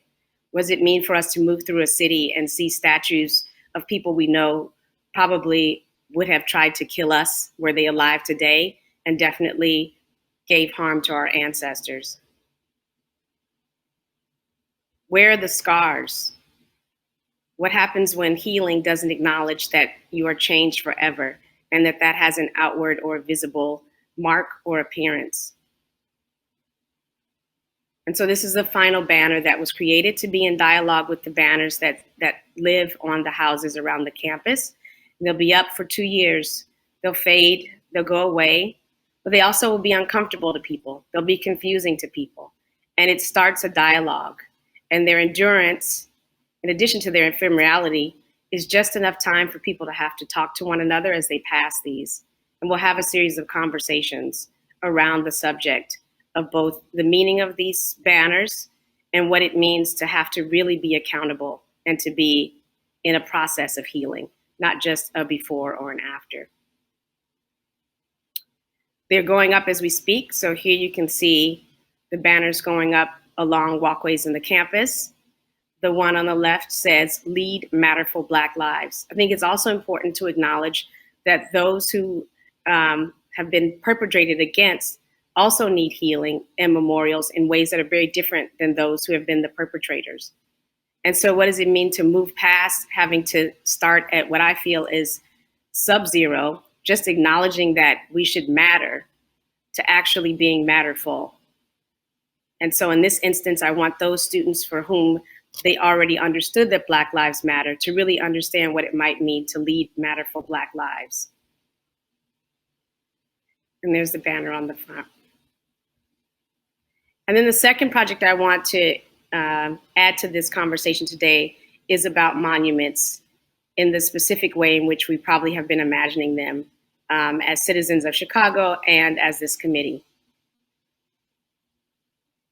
I was selected along with Lake Jayafus to create the first of what is the She Built New York initiative, which is a program in New York, not so different from the program that we have established in Chicago, with a committee that got together to think about how to reimagine monuments. In that case, in 2018, it was about the absence of women in the over 150 monuments that existed in the city. And so as part of that process, over 2,000 names were submitted by the larger New York community, and that list was narrowed down to 5, and then also finalists, artists. There was a general call for artists, and then artists were whittled down to a finalist list. And so we were asked to create a monument for Shirley Chisholm as the first of the 5. It will exist here in Prospect Park on the Oceanside entrance, for those of you that are familiar with New York City. So not the side with the Brooklyn Public Library, but the sort of backside. And so this is her congressional district. So what might it mean to create a monument, this first in a series, in a brief that really called to reimagine what monuments should physically look like and what they might embody? So Lake and I were the recipients of the commission. This was awarded to us a few years ago, and I think it's also important that we talk a little bit about the logistics of process and what it means to try to figure out something that has not been done or has not been done in this way before. And so part of the growing pains are that it's still in progress, some 2.5 years later, that it was integrated into a City Works program, and that the project for us as architects, as is Santiago, really needed to be about placemaking and not die-cast lone singular bronze figures. There are sometimes places for that, but there's also room to really think about what it means to not put individuals on pedestals, but to create places for the collective. And so for us, it was really important to think about how you embody someone like Shirley Chisholm, who looms larger than life, literally, but also was a staunch proponent of making sure that she made room constantly for others and understood that hers was just but one of what should be a legacy of civil servants who continue that trend. And so we took her iconic visage and we actually enwrapped it with the US Capitol. And we imagined what it might be like to create something that, if seen from different vantage points, it sits at an intersection of three streets that come together, that it might change from something that gives a recognition of her silhouette to something that gives a recognition that it's also the gates or a threshold between the city limits and the more pastoral park, and what it might mean to move between places and the way that she moved, and to use some of that imagery to create the patterning of the actual structure. And then to take that congressional seating, that amphitheater in the ground, so that there are seats come after her.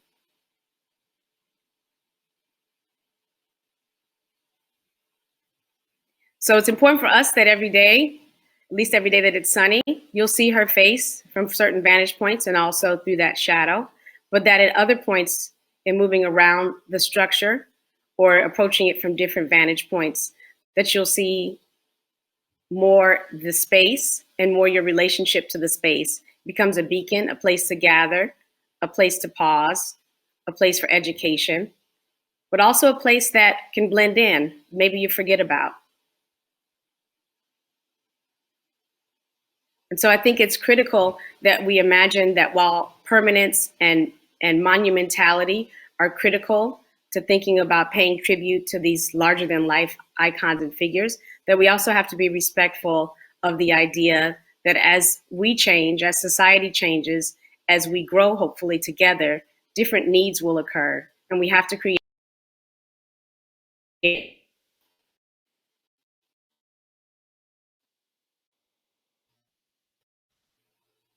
I'd like to, I think, hand it back over to Cesario, and then we're going to enter into panel discussion.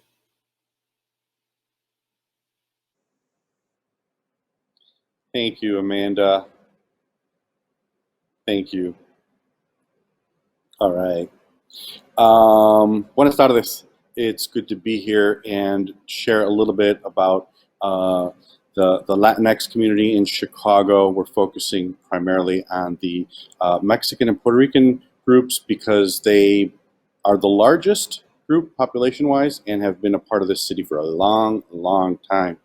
I'm going to sort of go through and take a brief look at which monuments and memorials have commemorated and celebrated our communities. The first one here was one that was put up in 1990. It was an architectural, traditional Mexican little village kind of bridge, right? It's an arch. I'm sorry, and I think that the citizens, the residents, the people who lived in Little Village wanted to welcome and mark their space. So as we heard from X and from Amanda, architecture is always a big part of that, even though we don't always think of them as being memorials or monuments. They actually are, because they memorialize a community, not necessarily an individual. There we go. Whoops. Go back. There we go. On the north side of the city, the Puerto Rican community also marked their neighborhood in a much more contemporary way. I've got to say that this flag on Division Street in Humboldt Park is probably one of the landmarks of the city of Chicago that has appeared most in selfies. It is beautiful, it's proud, and it certainly lets people know where you are. It is a marker and a monument to the community that welcomes everybody. Going back, it's obvious that murals have always been a part now of our neighborhoods for some decades. Oftentimes people don't realize that Mario Castillo, you see him there in the middle, he was a professor at Columbia College, and as well as many other roles that he played here in the US. He is accredited with having painted the very first Latino, Chicano, Mexican-American mural in the United States. So that does not go to California or to the Southwest. It is totally a Chicago Pilsen award that we have. This is the mural that he painted. He painted it in 1968, a year after the Wall of Respect went up on 43rd Street in the African American community. And if we think about everything that was happening in '68, he called it peace, metaphysica, and you know, it was the year when Martin Luther King was assassinated, when Bobby Kennedy was assassinated, the Democratic National Convention, the student protests, the Olympics in Mexico City that had the Black Power salute. And of course, it was also when the Apollo orbited the moon, the space program. So there was a lot happening that year, and I think that his approach of using contemporary indigenous cosmology was very, very fitting. A couple of years later, Casa Aslan opens in the Pilsen neighborhood, and it's a social service place that really took the arts as a way to teach, and also for first voice empowerment, self-empowerment. It was created a lot by artists who had been pushed out of their neighborhood, formerly in the Taylor Street neighborhood, after the building of the expressway and the UIC campus, two huge city projects by the Daley administration that really displaced so many people, not only Mexicans. Many people had to leave there, but fortunately, that's when Pilsen was created. The first Puerto Rican mural on the north side, again, is social political themes. And if you notice a difference between the last ones and this one, here is the artists look back to Puerto Rico and look to their heroes, right? They look to, for community empowerment in Chicago, they look back to the island. The mural tours, many people think it's kind of a new thing. They started in the 70s right away. And again, you can see here in Pilsen, oftentimes it was men from history books that wound up on the walls. You know, it was definitely a different time period. But what I do want to point out is that murals and honest art, honest expressions from a community oftentimes do bring in people from outside of the community to admire it at first. And then oftentimes, though, that ends up with gentrification. In this image of Jose Gonzalez, we see him using indigenous iconography again. The Chicano movement in the 70s really relied heavily on its indigenous, ancient Mesoamerican roots. And they took a lot of the mythology and incorporated it into their artwork. This piece, by the way, on Hubbard Street is still there today. I'd like to think it's protected by a lot of trees that grew around it. Going back to the bronze, you can see behind me here we have Benito Juarez. He is Mexico's first and only indigenous president. He was the 26th president for many years. He's was a Zapotec indigenous man. And to this day, he is really still beloved. Certainly in Chicago, we have Benito Juarez on many walls. We have a school named after him. Again, here in Pilsen. But as you can see on the left, when there was probably over 50,000 people of Mexican descent living in the Chicagoland area. That's when the president of Mexico gave this as a gift. It went up on Michigan Avenue. And then in 1999, when the population of Mexicans in Chicago surpassed 700,000, obviously we needed a larger Benito Juarez. I like to think of it as sort of a parallel that happened as the community grew, so did Benito. Another individual who is memorialized in bronze is Don Pedro Campos from the Puerto Rican independence movement.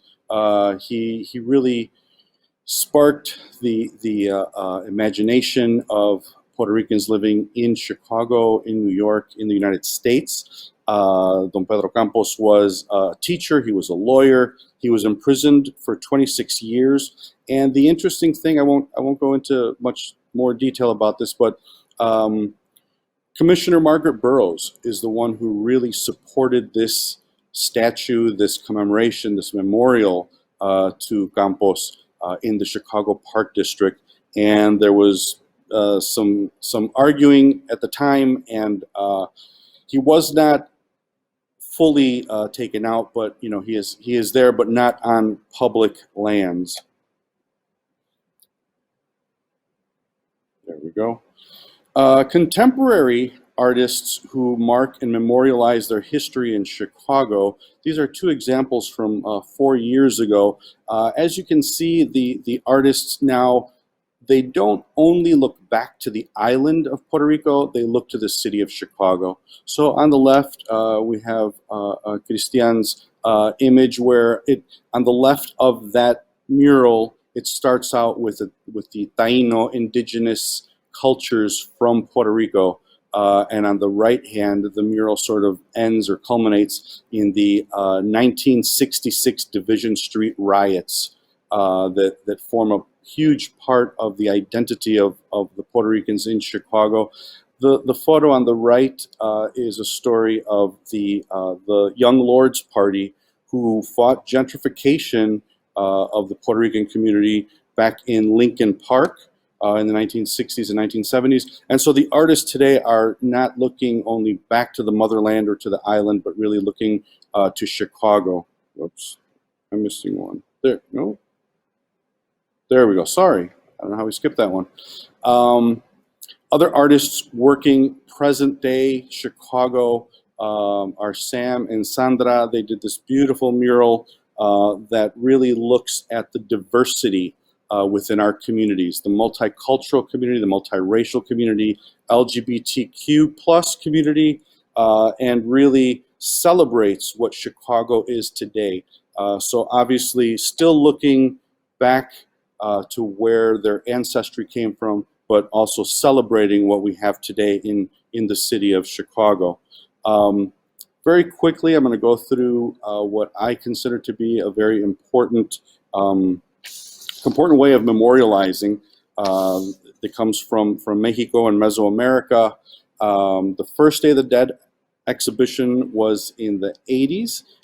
It was a time when the idea of Day of the Dead was something still kind of new and people didn't understand it all too much. Whoops, back one. Well, that's a nighttime shot. Anyhow, we have here in Harrison Park a celebration every year. It's on the last Sunday of October, and it brings together thousands of people.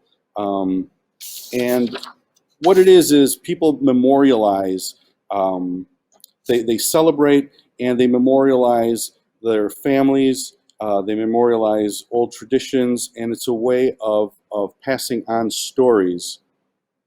Another sort of ephemeral way of memorializing individuals is the ghost bike that we see in many parts of the city.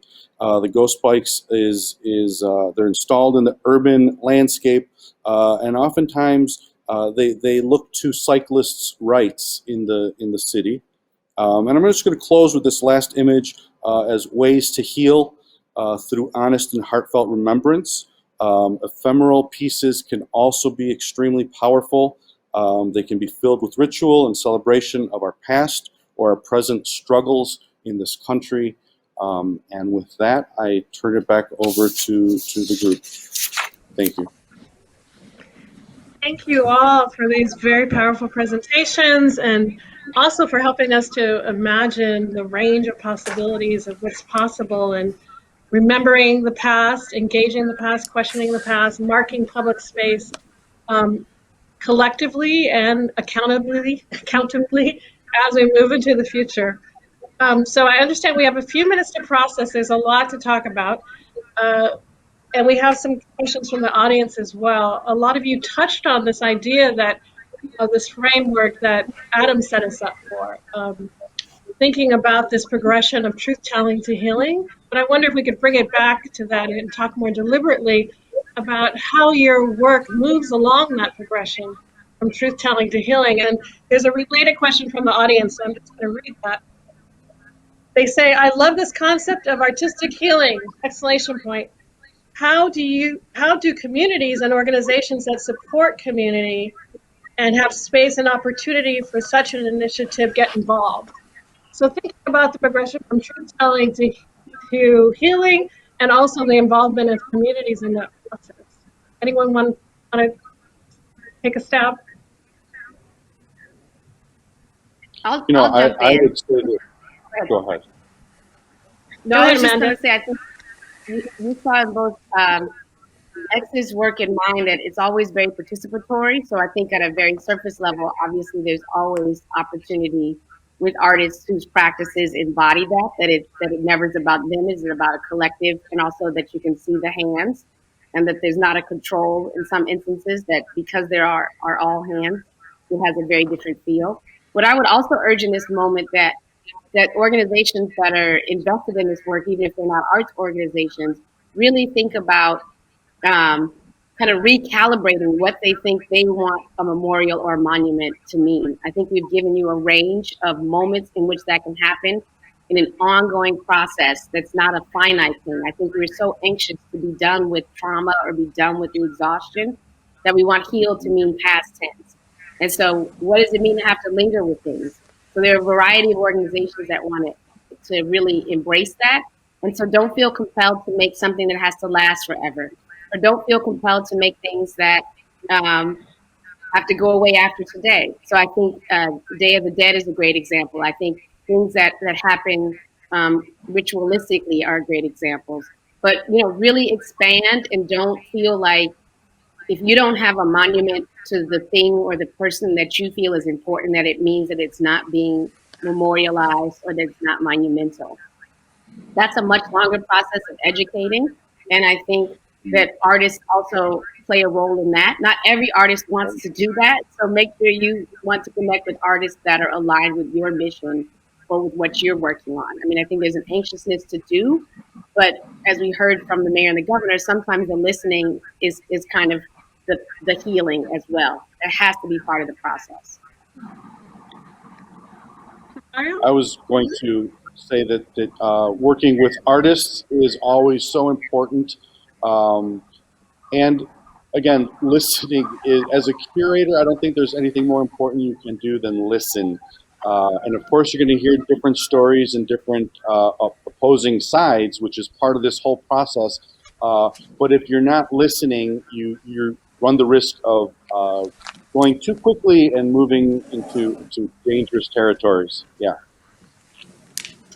I'd like to add that I think, I think monumentality and the importance of the moment is interrelated. I think, the reason that these things we create have so much importance is because of the people that believe in the concept or the history, the lineage, the ancestry, the power of influence of that moment and that person or that people or that place. And I think it's up to us collectively and as community engaged in community to create these moments and to celebrate that moment however we feel should be implemented. And like the creation of the earthworks that I presented, it's that those works are beyond me.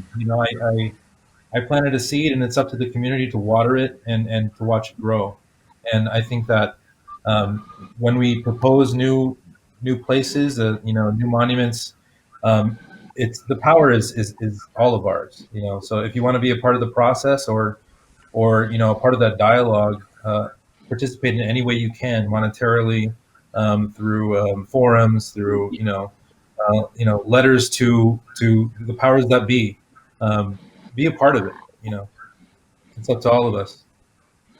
A great invitation. We're getting soon to closing, and I wanted to give Adam a chance to raise a question or comment on anything that's been said. Thanks, and thank you to the three of you for the wonderful presentations. Maybe a different progression is from past to future, because often we think that the work of recognizing the past is enough. But as I tried to suggest, if we don't envision the future that we can share, we're going to get a future that is not one in which we can share. So how do we think about that progression in relation Anyone to want to have work? that closing word?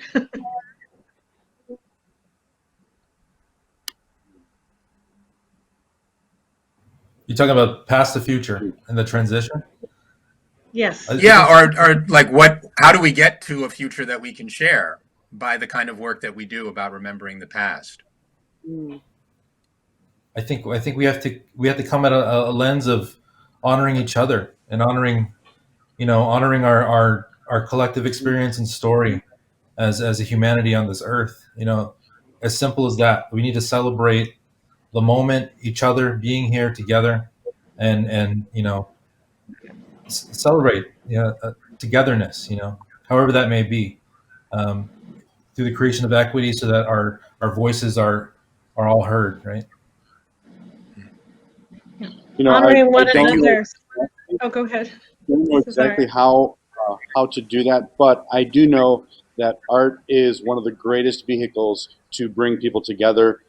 It gives you a chance to stand in somebody else's shoes for a few moments, whether you are listening to their poetry, hearing their song, or seeing their artwork. It gives you a moment to really stand outside of yourself and imagine what somebody else sees.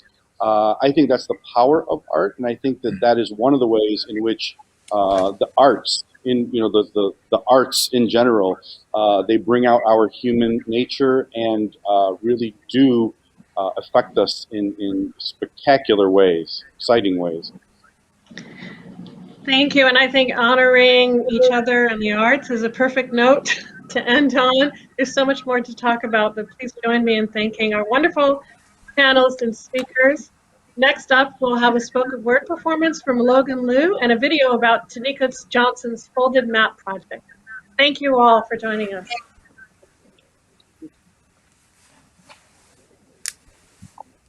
Hello, everyone, and thank you for checking out Together We Heal Summit 2021. My name is Logan Liu, and these next two poems are about the healing of the humanhood in the Puerto Rican community. They're part of an upcoming project called Raíces to Roots. I hope you enjoy. Abuela's favorite room at home is the kitchen.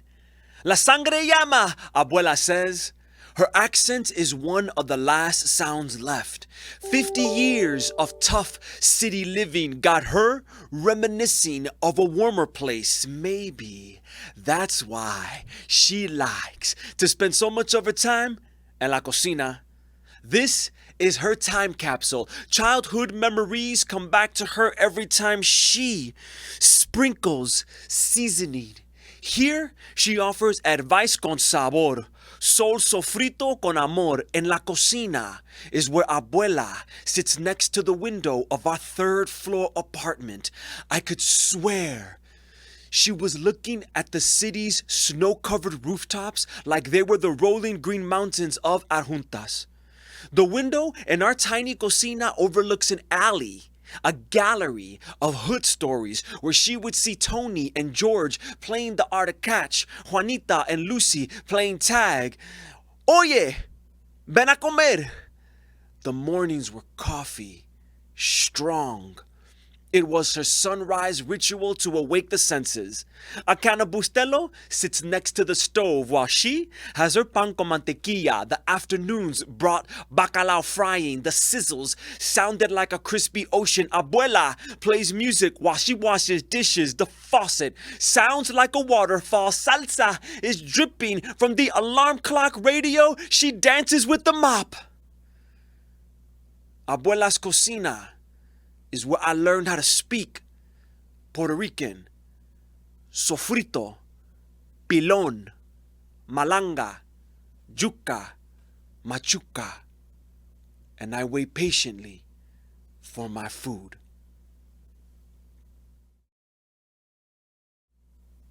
Maybe it's that miniature flag hanging from the rearview mirror. That chacho, brother.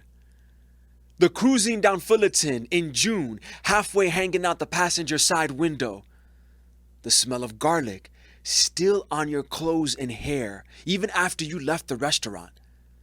The blended rainbow family walking together to church. Salsa Sundays at the Cubby Bear. We know each other. Maybe it's the familiar features in your face, that face from Caguas, the eyes of La Familia Torres, the Lugo nose, the smile of the Irisaris, the tired travels of your family is shown in the posture of your body. Tell me, I know you, and you know me. We got the same barber, somewhere on Kedzie, and he's always late and talks too much, especially when you're late to work. That drop of the S in our Spanish, the L in our R, the map on our back because of the history we carry, the gold cross on our neck, the celebration of Los Tres Reyes wearing winter coats in the slush of the snow and ice because it's January in the unforgiving Midwest. The waiting for the Armitage Avenue bus on blistering balmy days. Can it be? The rivers of San Lorenzo have crossed and landed onto O'Hare Airport, took the blue line, got off, and washed our feet, leaving behind the sediments of Caribbean soil, the undertow, begging us back, but our feet with our flag planted peacefully in the concrete of the cracked sidewalks. The vast caldero of arroz left on the stove. There's nowhere else to put it. The giant wooden spoon and fork in the kitchen for no good reason. Abuela's plastic on the couch was an adhesive activated with the sweat from your summer. We are one people. We smile with each other. When we recognize the adobo in our words, we share a common bridge built with the hopes of our loved ones that the brick buildings and relentless weather is worth the trade from the green mountains and clear rivers. Here we met in basement juke jams on the streets of summer festivals, catching each other in a dance circle to house or hip hop. Walking through alleys for shortcuts, hearing dominoes smacking with defiance on wooden tables from backyard birthday parties. Here, home adapted to us, no words need to be said. La conexión, is this why our pride flies? Somos poco, pero somos grande, nuestra gente, with sacred symbols from Taino petroglyphs tattooed to our veins, informs the innate way we move. We speak so we could find each other. Oceans away, tell me your name, and I'll tell you mine, and the hood I'm from, and the town I'm from. Like I'm Louis de Levittown and Logan Square, and you'll tell me about your cousins who are also from there. Block parties are the best. The fire pump popped open on sweating days, and like a waterfall in El Yunque, it blesses us all. Bomba will beat in storefront spaces, fogging up the windows from the breath of the baile. The dancers directing the drums, demanding we dig into the depths of our origin together. This is how we know each other. When we hear Eli Samuel's baril transmit the spirits of Africans to Chicago, we cannot help but feel the flashbacks of our land. And after the music has stopped, and the dancers are still, and the sun has slept, our hearts remain connected to the cement and to the sand and to each other's pulse.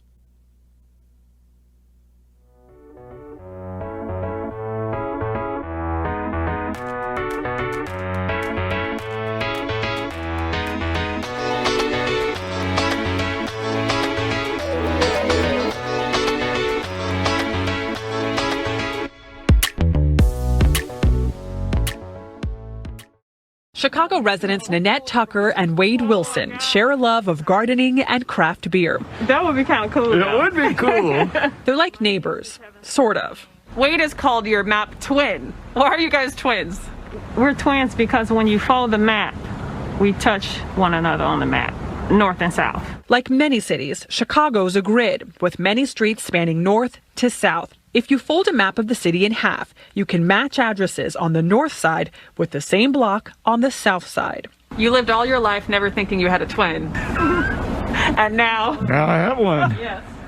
They live about 15 miles apart, but Wilson and his wife Jennifer live in the majority white north side neighborhood of Edgewater, while Tucker is in the mostly black south side neighborhood of Englewood. How would you explain the differences between both of your neighborhoods, which are essentially equidistant from the center but worlds apart in many ways?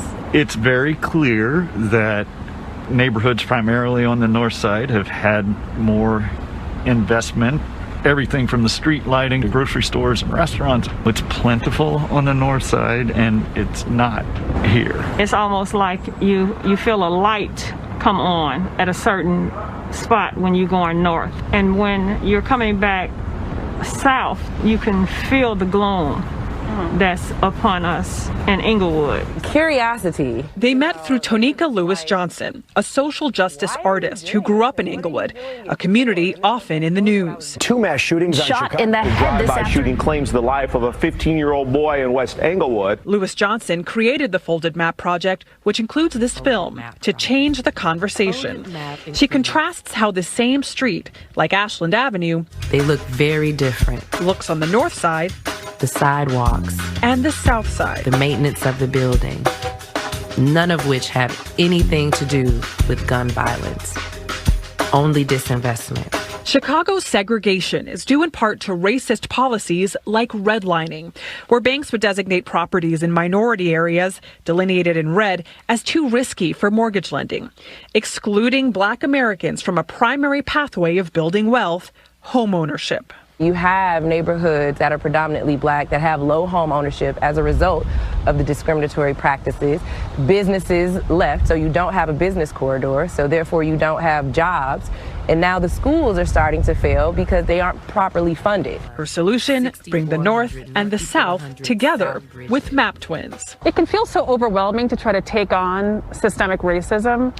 But you have found a way to almost chip away at it one person at a time, one pair at a time. Yes. Let's use segregation as the actual thing that can connect us. In her project, she doesn't shy away from uncomfortable truths. How much was your home? It was $61,000. And how much was your home? $535,000. You asked Wade and Nanette what they each paid for their house. You know, it felt a little awkward. I think the awkwardness helps people understand how we're all participating in this system that was created before us. And it doesn't truly reflect how we want to connect with each other today. Frankly, we're privileged, and it's hard to sit next to a friend who hasn't enjoyed that privilege. We realize that there's an opportunity to actually do something. Wilson and Tucker are doing something together. 3 years after they met through the Folded Map Project, with others they created Englewood Renaissance, which is helping beautify parts of Englewood and is now focusing on increasing homeownership here. Creating a community together. The economics might be different, the neighborhoods might be different, but the core of who I am is pretty much the same as Wade and Jennifer. I want the same things they want. For CBS This Morning, Adriana Diaz, Chicago.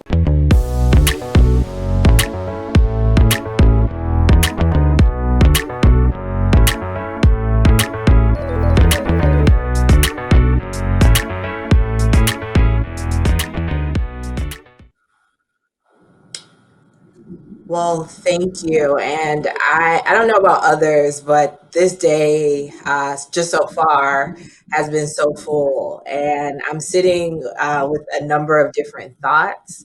One is that there's no one way to heal. I think so much of the conversations today demonstrated that this work can and is happening in so many important and powerful ways.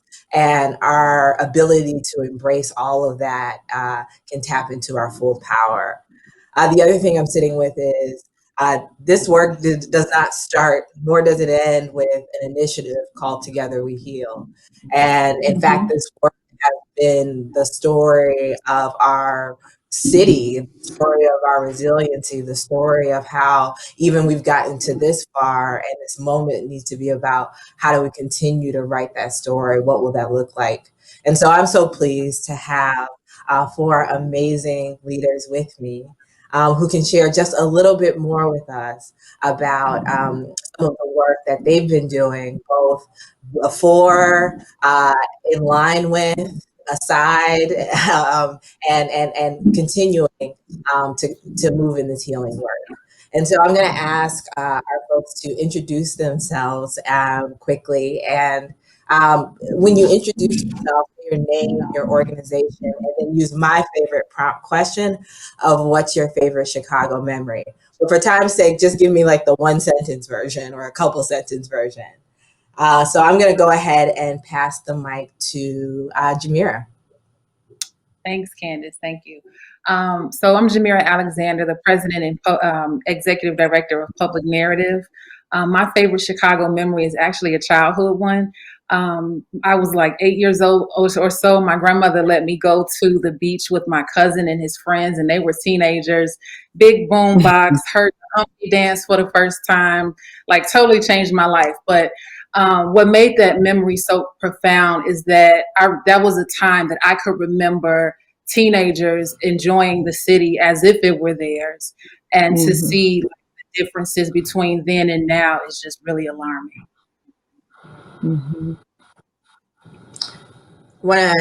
Sharif, you want to go next? Sure. My name is Sharif Walker. I'm the president and CEO at Bethel New Life on the West Side. And I'm also an Austin resident. My favorite Chicago memory is a little bit different because it really involves my parents who came to Evanston, Illinois with a big dream and great education. And my dad was an Air Force vet. And, we learned really quickly that economics can catch up with all types of Black and brown people, right? So we moved quickly from Evanston to the Howard Street community. But, that story is mostly about resilience and perseverance because my parents, despite the ability to get good paying jobs at the time, my dad built our furniture. And I remember my mom painting the walls of the house, and they were orange. And I can just remember the feel of sunlight coming through the front window in our home just about every day, and knowing that it was a good place to be in the city of Chicago. How about you, B? Sure. My name is Beatriz Ponce de Leon. I am the project manager for Healing Illinois, which is an initiative out of the Illinois Department of Human Services. I grew up in Canaryville, and if those of you who know Canaryville, it's a small, historically Irish neighborhood, right next door to Englewood and Bridgeport. But we could see the Sears Tower from our street. I lived down the street from Tilden High School. And, we didn't go downtown very often, but in the summers, my dad would always say, who wants to go down to the fountain? And whoever, neighborhood friends were around and us, we would just jump in the car.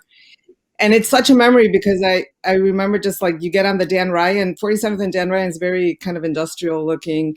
And then all of a sudden you hit Lakeshore Drive and it's blue and beautiful. And then we'd be at the fountain and run around, take pictures, try to get wet or not get wet. And that just was like just moments of joy that were easy to do. And it always reminds me of Chicago. Thanks. And certainly, last but not least, Megan. Thank you. My favorite Chicago memory is probably the first time I saw the South Shore drill team in the Bud Billiken parade. My family and I had moved here from New Orleans after Hurricane Katrina, and it was a moment of joy, but also welcoming and feeling a connection to that the music and the parade that felt like home for us. Awesome. Awesome.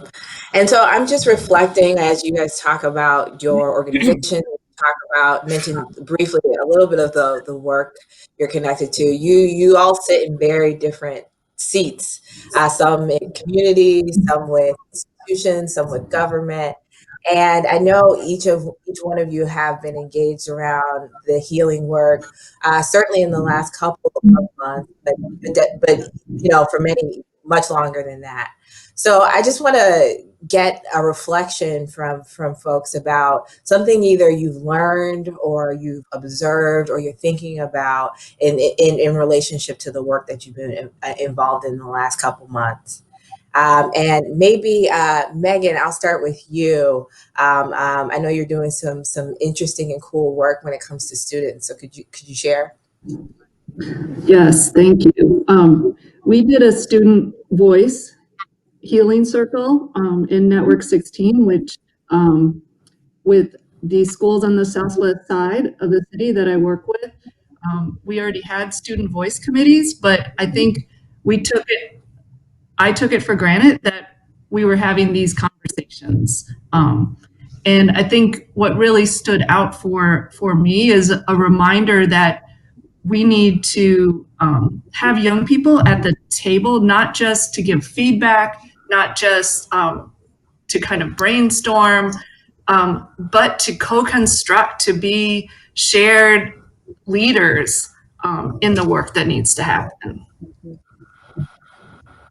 No, that's powerful. And I definitely feel like that has been a consistent theme that I've been hearing as we talk about healing work is how are we involving young people? How are we listening to young people? How are we listening to community? And so that makes me think of a lot of the work that you're doing, Sharif, and in community, particularly on the West Side, related to like Austin and West Garfield Park. So can you share a little bit more?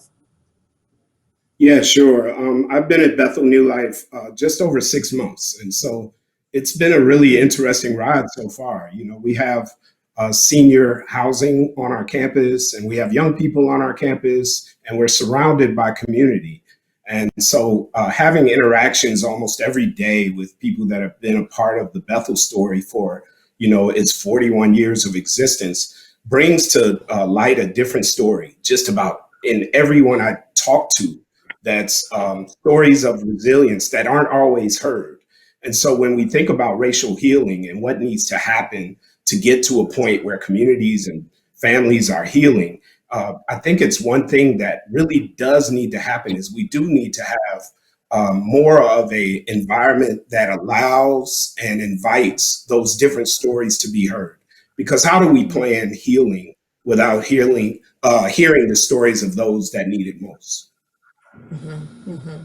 I feel like you guys are giving me the perfect transition. So, because you just said the word story. And when I hear the word story, I'm thinking about public narrative. And I'm thinking specifically about the candid conversation we just had with the storytellers, which I don't know about you, Jamira. I just felt like was so powerful. There was just such richness coming out of that conversation. But you work directly in the business and in the community of storytellers. What are some of your reflections? Yeah, storytellers are unique people. You can trust their language, and it's typically based on experience. And I think when we talk about healing, we have to look at the language. We can say that we're healing, and that becomes this buzzword, but what actions are we putting with it? And the storytellers are often the people to help, you know, draw out that imagery of what they've seen and how they've experienced it, and even the stories that they've heard, being able to relay that information. This series was really profound to hear from the healers, the neighbors, the faith leaders, the storytellers, and to really understand everyone having a different perspective. I think the thing that was most profound for me is in even in times when their beliefs or their perspectives didn't quite align, there was that example of how we disagree peaceably.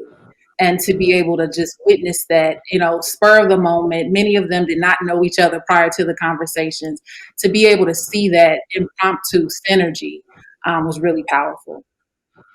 Yeah, yeah. No, I agree. And I think what was interesting for me is really seeing it across people who do healing work, people who are faith leaders, people who are neighbors. I mean, Tanika talks about this folded map project that just brings people from different parts of the city together. And, I certainly take a lot of this in, sitting in a role in which I am a part of city government. And I shared earlier that the big question of what is our role, and I'm thinking about you, B. You're at the state, so you're even a much bigger jurisdiction than I'm talking about, and so it's hard to think about what when it comes to this, like, this really authentic need to heal. What is the role of a government? What is the role of a jurisdiction like the state? And I know you all have done some really important work in thinking about at least an initial response to that. Yes, thanks for that question. I think it's the first. We did a little bit of research to see if any other state agencies were launching racial healing projects. And it looks like Illinois might be the only one right now doing it at this scale, which was the Healing Illinois initiative. So that's amazing. Like, to think that we have an administration that made a commitment of putting dollars into organizations, large and small, across the whole state. So Healing Illinois funded $4.5 million worth of projects. And we really thought, with our partner, the Chicago Community Trust, about how to distribute that money equitably across the state, making sure that it wasn't just by population or by who applied for the grants, but made an effort to get it into every area of Illinois. And we did. There's funding in over 25 counties, and then some of those groups are making grants and contracting with others. So it kind of reaches about 50 counties across the state, all a wide range of projects. And I think, I can talk a little bit more about the specifics, but in terms of reflecting on the role of the state, having that leadership, which we saw even today in the conversation between the governor and the mayor, but having your leaders say racial healing is important for us as individuals and as a state and as an institution, that goes a long way. In terms of like thinking back to the reflection question, I think one thing I've learned in this project is that it isn't, definitely racial healing starts with conversation and with personal and interpersonal change, but it is a journey and it has to include institutional change. So we have to get to a point where if we want to heal as a community, as a society, as a state or a city, there has to also be those changes to the oppressive racist systems that we have. And but we sometimes have focused too much on the institution and not on the individuals. And so it's been really powerful to see people participate on that individual and interpersonal level so that they are on their own healing journey and are able to bring that to their work. Mm-hmm.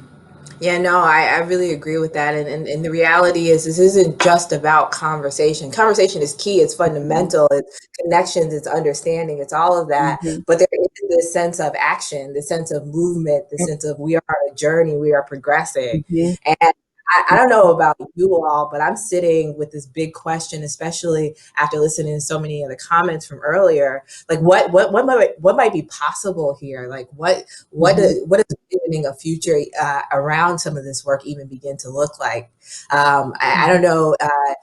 Megan, I know we've had a couple of conversations about how are we thinking about student voice and building that sense of future. Do you want to share?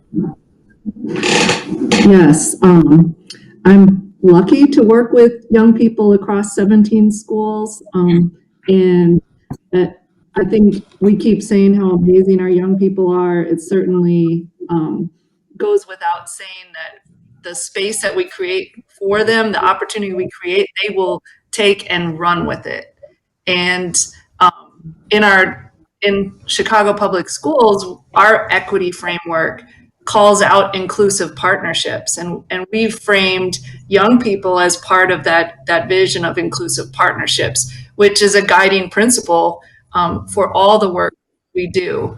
But as Bea was saying, naming it, naming healing, and naming inclusive partnerships and liberatory thinking as a priority for the work that we do, and for me as the network chief with a group of schools to be in dialogue with students and with teachers, and having principals be part of healing sets that as a priority.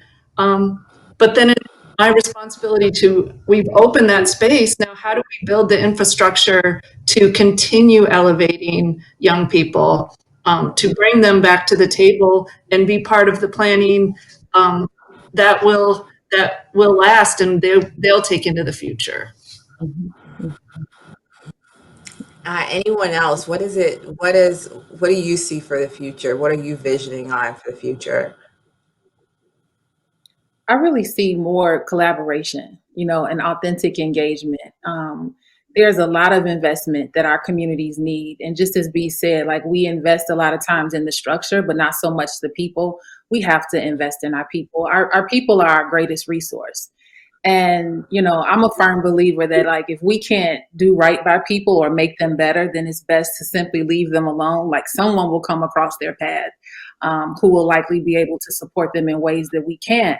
But even with that, there's a need for the great work that is done behind the scenes a lot of times to be called out into the forefront. And I think that is a role that each of us play, whether you are a professed storyteller or not, there's still a story within your organization or even within your leadership that you could share that would draw someone to what they need. When we think about healing, we can enter this at different phases.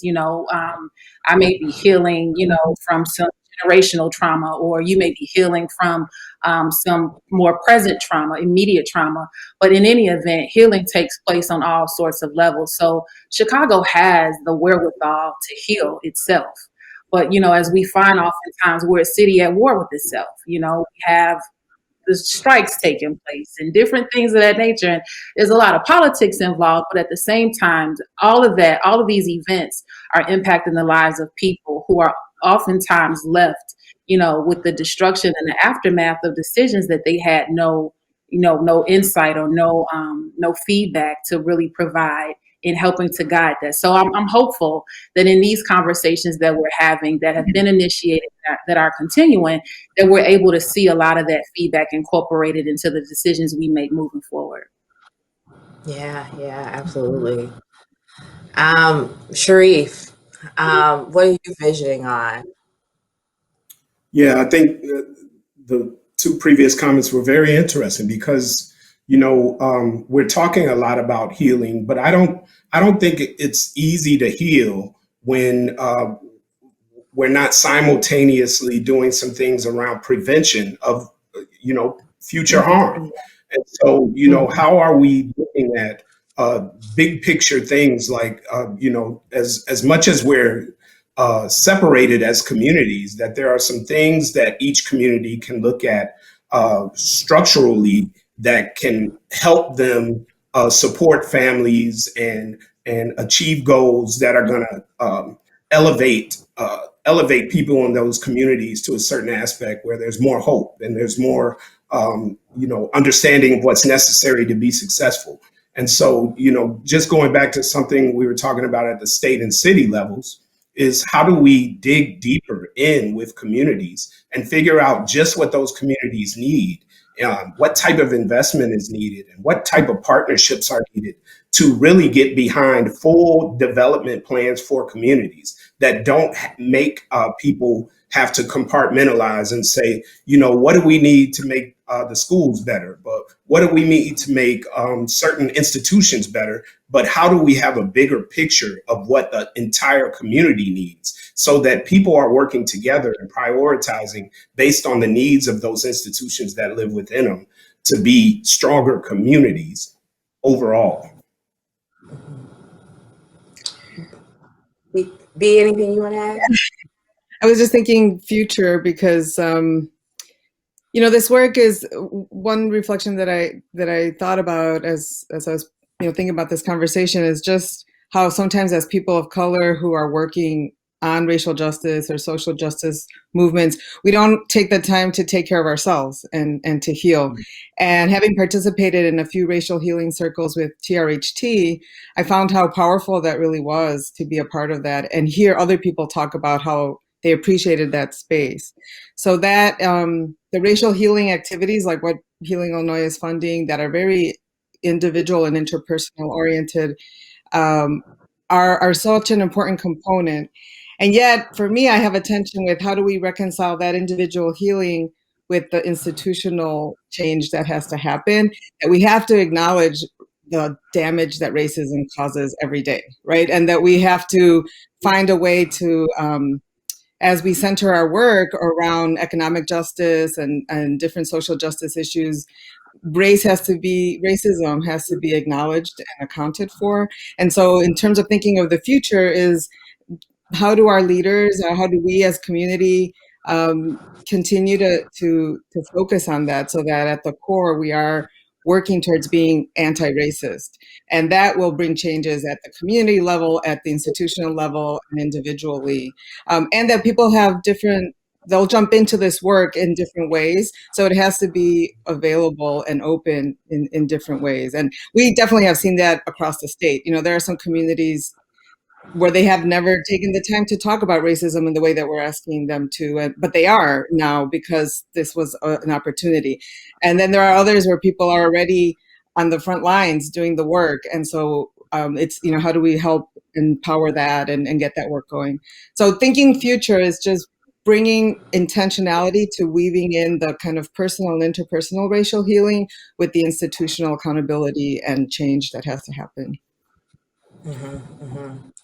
Well, time is not our friend, and so we're actually moving to wrap up. But I'm sitting and listening, and I just, this work is so big and it's so important, and it can be tough, right? It can take a lot, but it can also. I always think that it's really important to find moments of joy, moments of connection, moments of celebration, even as you weather through this big and important work. And so I really love this last question that I always ask people because music is very healing to me. And so y'all already know it's coming. But like, what is a song, Chicago, let's say we're making a Chicago soundtrack for healing. And so what is a song that you would put on that soundtrack? Something that heals, something that's Chicago. What would be your song? And I can start with you this time. I really had to think about this one, but I love the question. So I want to represent my Mexican Chicago community here, and I'm going to say it's a song called El Pasito Duranguense, which means like the little dance step from Durango, but it was actually founded here in Chicago by a Mexican group, and it launched a whole genre of music. Mexican immigrants in Chicago started this craze. It's kind of like a polka, like Mexican kind of very joyful dancing type of song. So I'd put that on the Chicago playlist. All right, who's got next? I can go. I had to dig in with my authentic self a little bit here and remember my childhood friend, Mark Holtland Hereford, who really was a fan of Sade and really helped me see a different side of an artist who really put a lot into the words she sung. And so it's a little bit different, but Chicago for me has been a journey of a song, No Ordinary Love, right? So you think about the love you have for a city, but the trauma and the triumph that you experience with it. And to me, there's, that's what's so powerful about this city is that you get to live all kind of aspects and emotions that are part of living. All right. So for me, this is random. I was torn between Earth, Wind, and Fire and No Doubt, but I'm gonna go with No Doubt. No Doubt has this song called Underneath It All. And in the lyrics, it says, you're really lovely underneath it all. You'll really love me underneath it all. And when I think about Chicago, there's a lot of layers for us to peel back. But underneath it all is like this beautiful embrace of a city that we now have the very fortunate opportunity, though quite a bit of devastation has led us to this, but we now have the opportunity to rebuild it together. And underneath it all, we can, really see the beauty that really lies in our city. And Megan. And my song would be Rebuild a Nation by Damon Locks and the Black Monument Ensemble. He's a teaching artist at one of our schools as well. And the song starts out with a young woman singing. And it's a haunting message of, I can rebuild a nation that's no longer working out. And that makes me think of the hope of young people and the promise, but also the acknowledgement we need to change this. We need to heal because we need to repair our nation that really is not, it's not working out for everyone right now. Yeah. And I'm gonna take a little moderator's privilege and add my 2 cents and say, and I said this before, so I think my healing song would be Before I Let Go, Frankie Beverly and May's version. And part of it is because I don't know if the words really say a whole lot. I don't know, I haven't done that analysis on how reflective it is. But what I love about it is, Beyonce has a remix now. And so there's now this generational love for that song.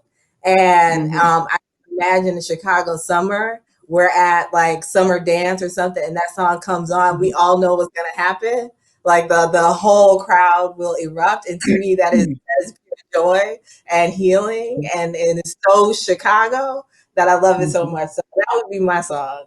Because I think the soundtrack has got to have some dancing, and we gotta move together with it. You have to do the dance. You have to do the dance for us, Candace. You have to do the new dance for us. I appreciate you for trying to push that. Maybe one day. But thank you all so much. I love this conversation. Thank you for your wisdom. Thank you for your work. I am just sitting here in this moment knowing that we're closing out shortly, but so full of what's been shared. And this is just really a taste of the work that is happening across our city. So thank you. Thank you for the work that you do. Thank everyone out there who has joined us for this. We're going to close out here with some words from Mayor Lightfoot. And of course, we got to have some song. So I just want to thank you for joining us. Thank you. Thank you. Hello, everyone, and thank you for participating in supporting the Together We Heal initiative.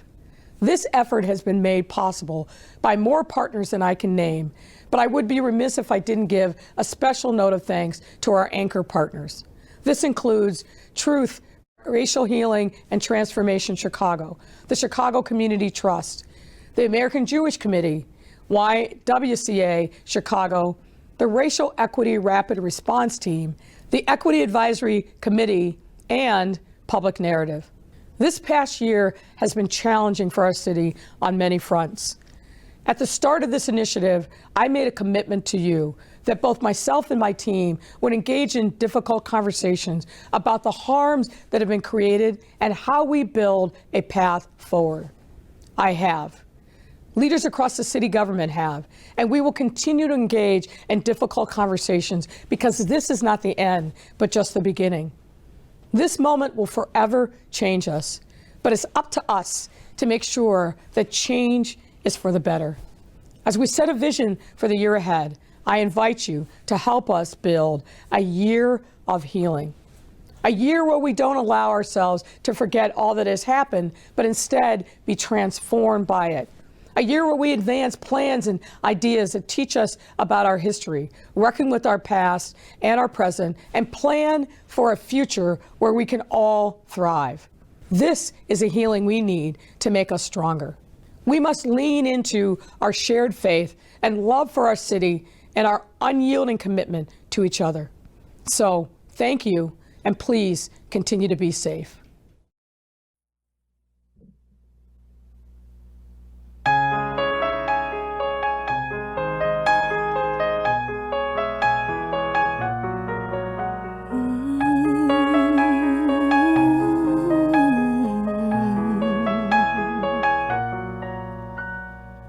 Don't save your sorries for the last goodbye. Let's give our roses while we're here. In those moments where you're most afraid, so paralyzed by your fears. But what if the sun didn't split the night sky? And what if the moon didn't call the tide? Ooh,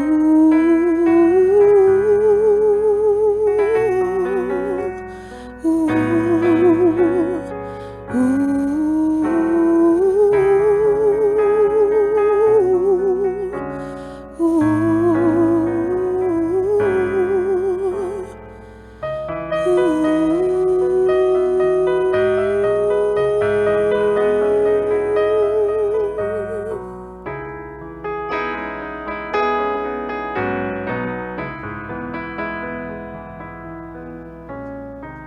Don't save your sorries for the last goodbye. Let's give our love while we're here.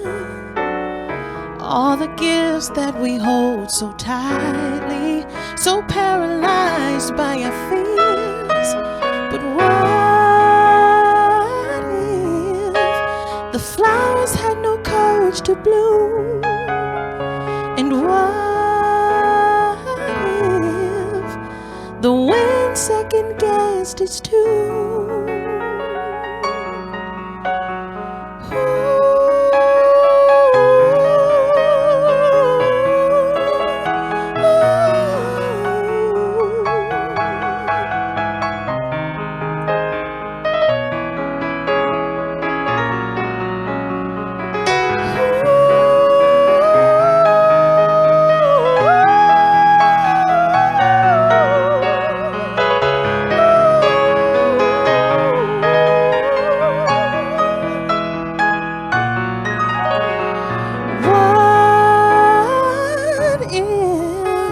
The sun didn't split the night sky.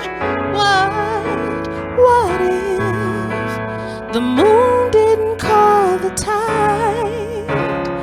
What if the flowers had no courage to bloom?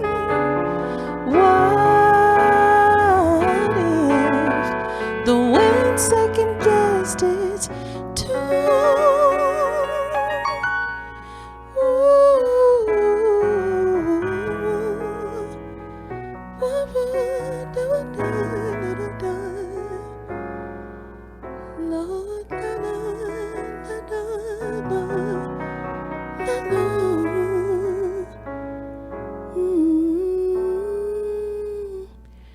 Don't save your sorries for the last goodbye.